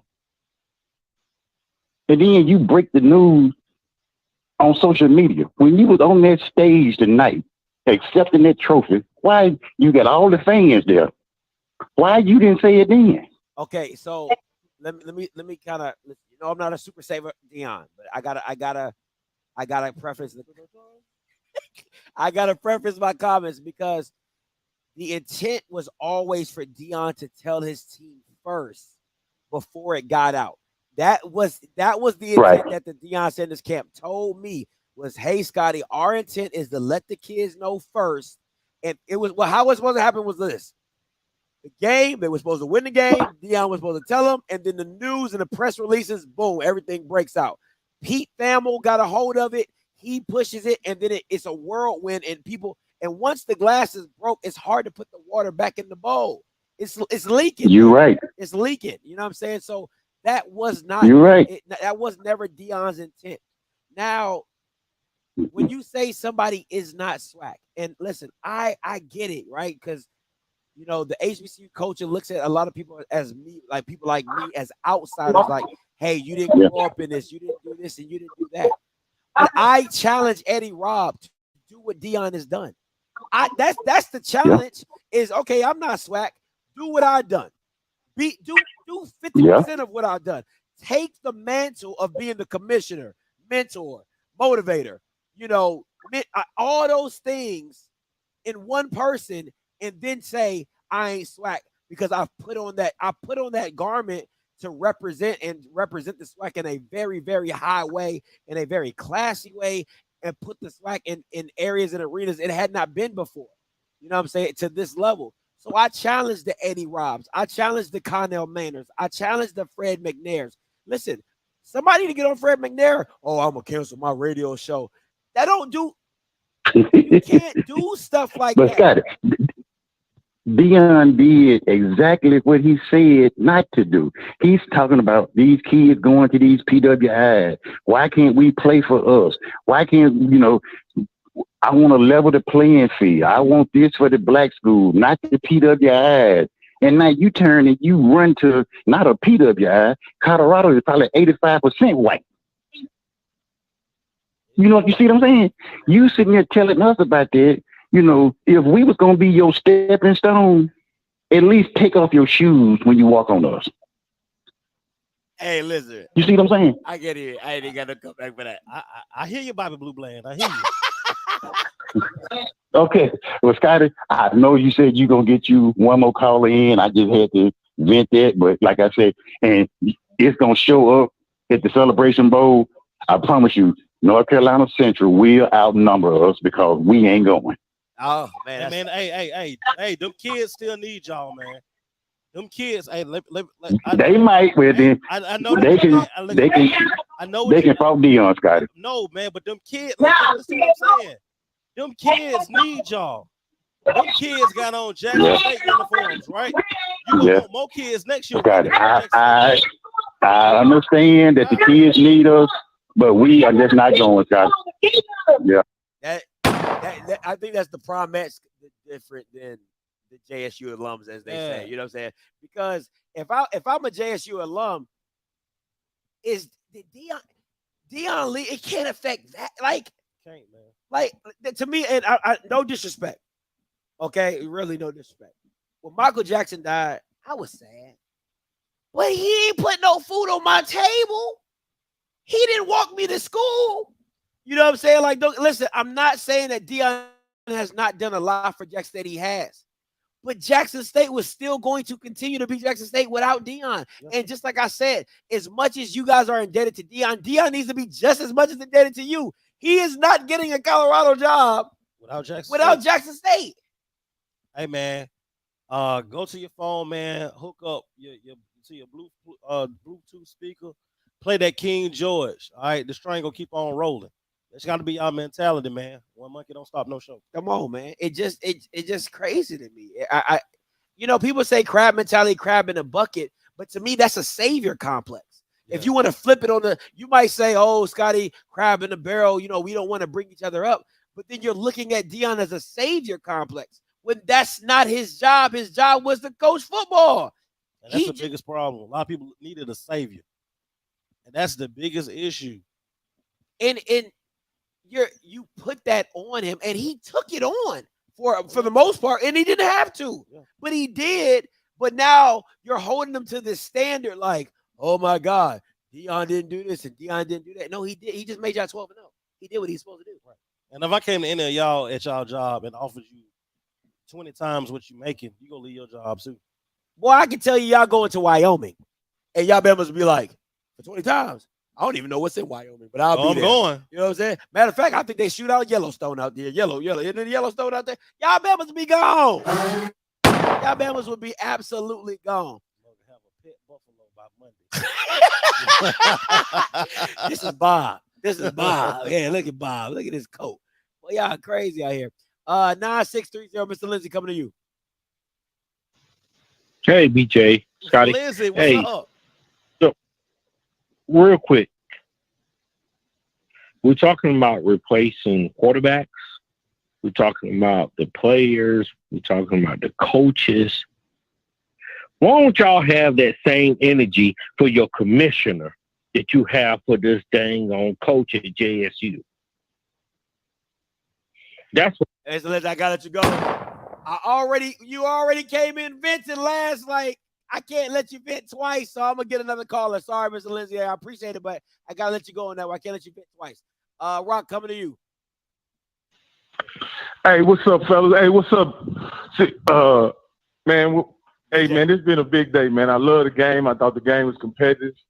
Shout out to BJ and his Southern Jaguars. They put up a good fight. Y'all saw what could have been if Bubba had started the game. But at the end of the day, man, these Jackson State people is getting on my goddamn nerves, right? And this is why. This is like them.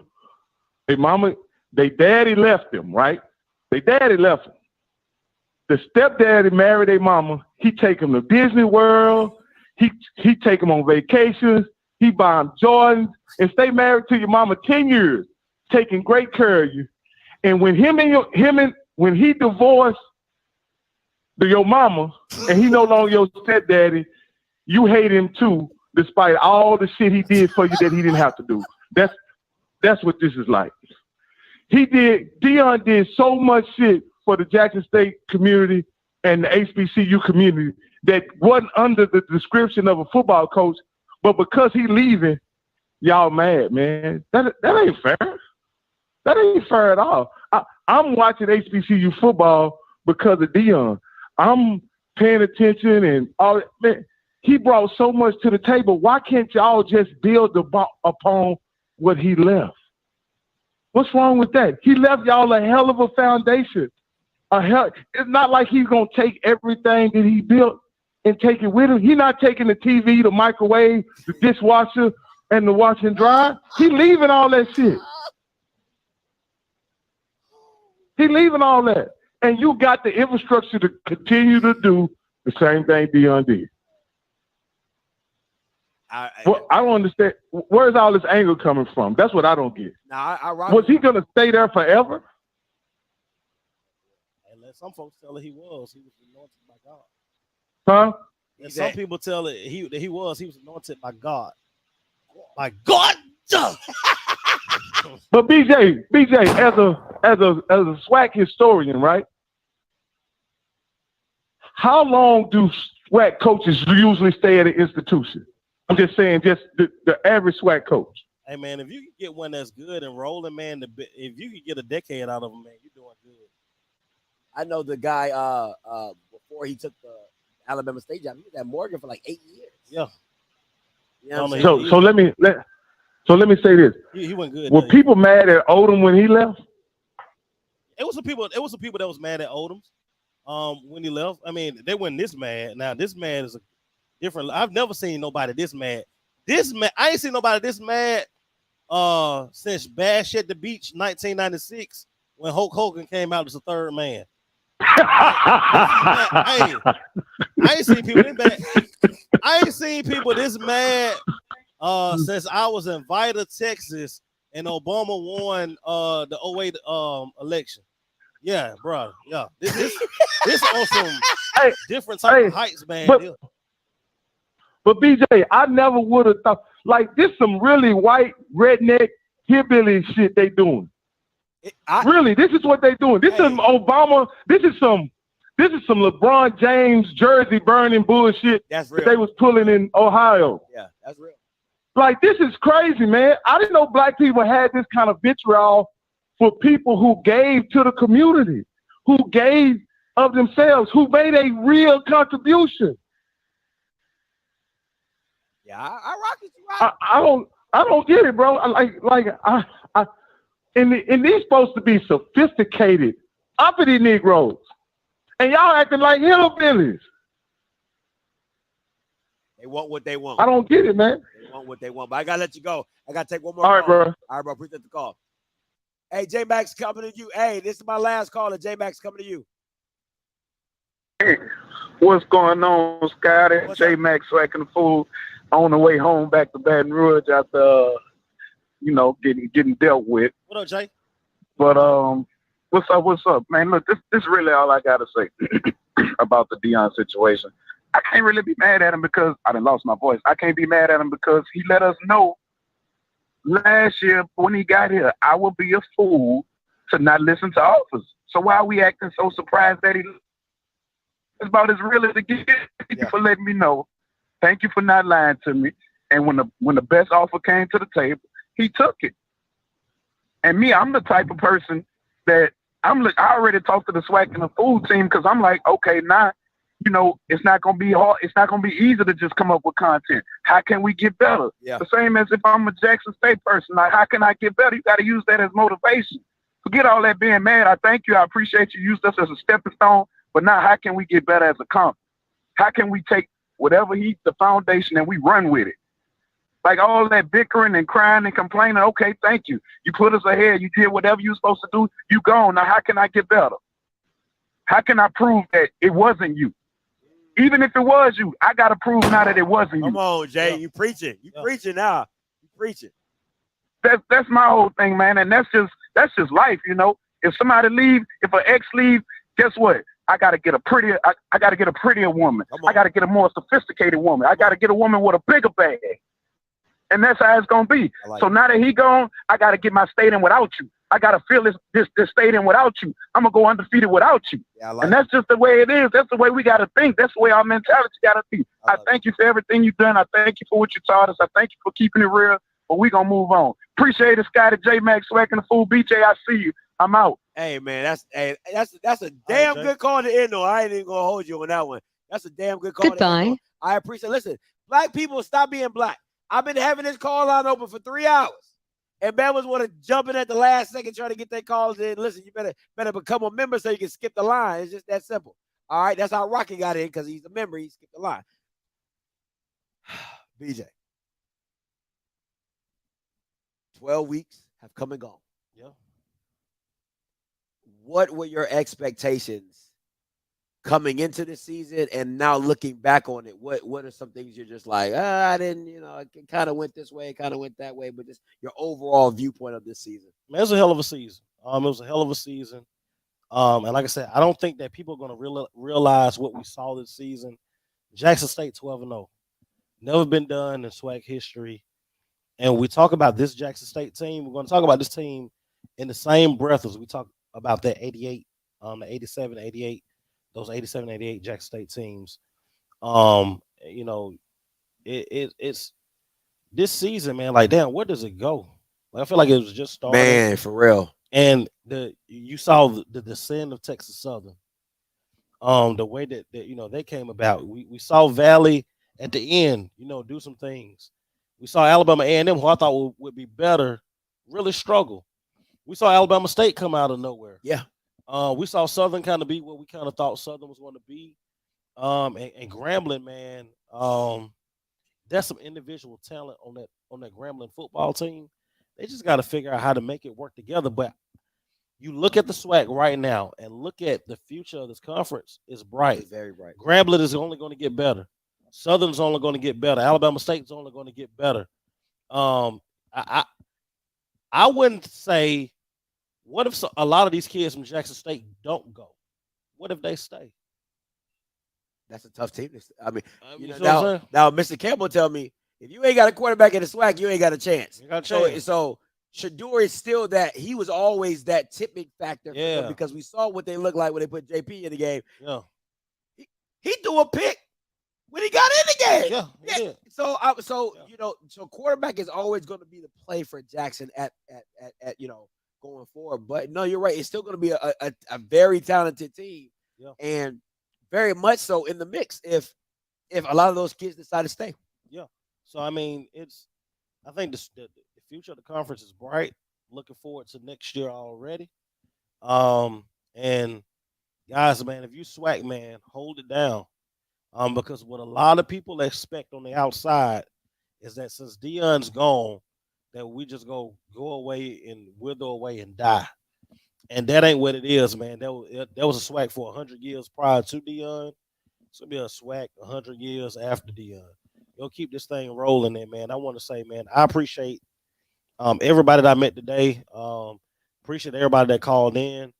And I want to say, man, honestly, man, I appreciate you, Coach Deion Sanders, for what you done, man, coming into the conference, bringing the light into the conference, bringing some players into the conference that ordinarily wouldn't come here. But I hope that when they got here, that it was something that they discovered, either about themselves or about us, that they will take with them for the rest of their lives. Because if you do that, then it's worth it. If it wasn't, you just got a hired gun. All All right. And if we just going to get hired guns, nothing separates us from the PWIs that we claim that we're better than. Absolutely. We already said we don't act crazy like them white folks. Well, some of these Jackson State folks set that shit on fire. Oh no, already. Hey, we just crazy as them. What I figured out. But we talking about, man, setting ourselves apart. And this is the biggest thing. And I'm going to end on this. Your school is the brand. Jackson State folks. Jackson State is the brand. The brand ain't Deion Sanders. The brand is Jackson State. And if a bunch of kids leave because Deion leave, you didn't need them in your program anyway. They didn't bleed the blue.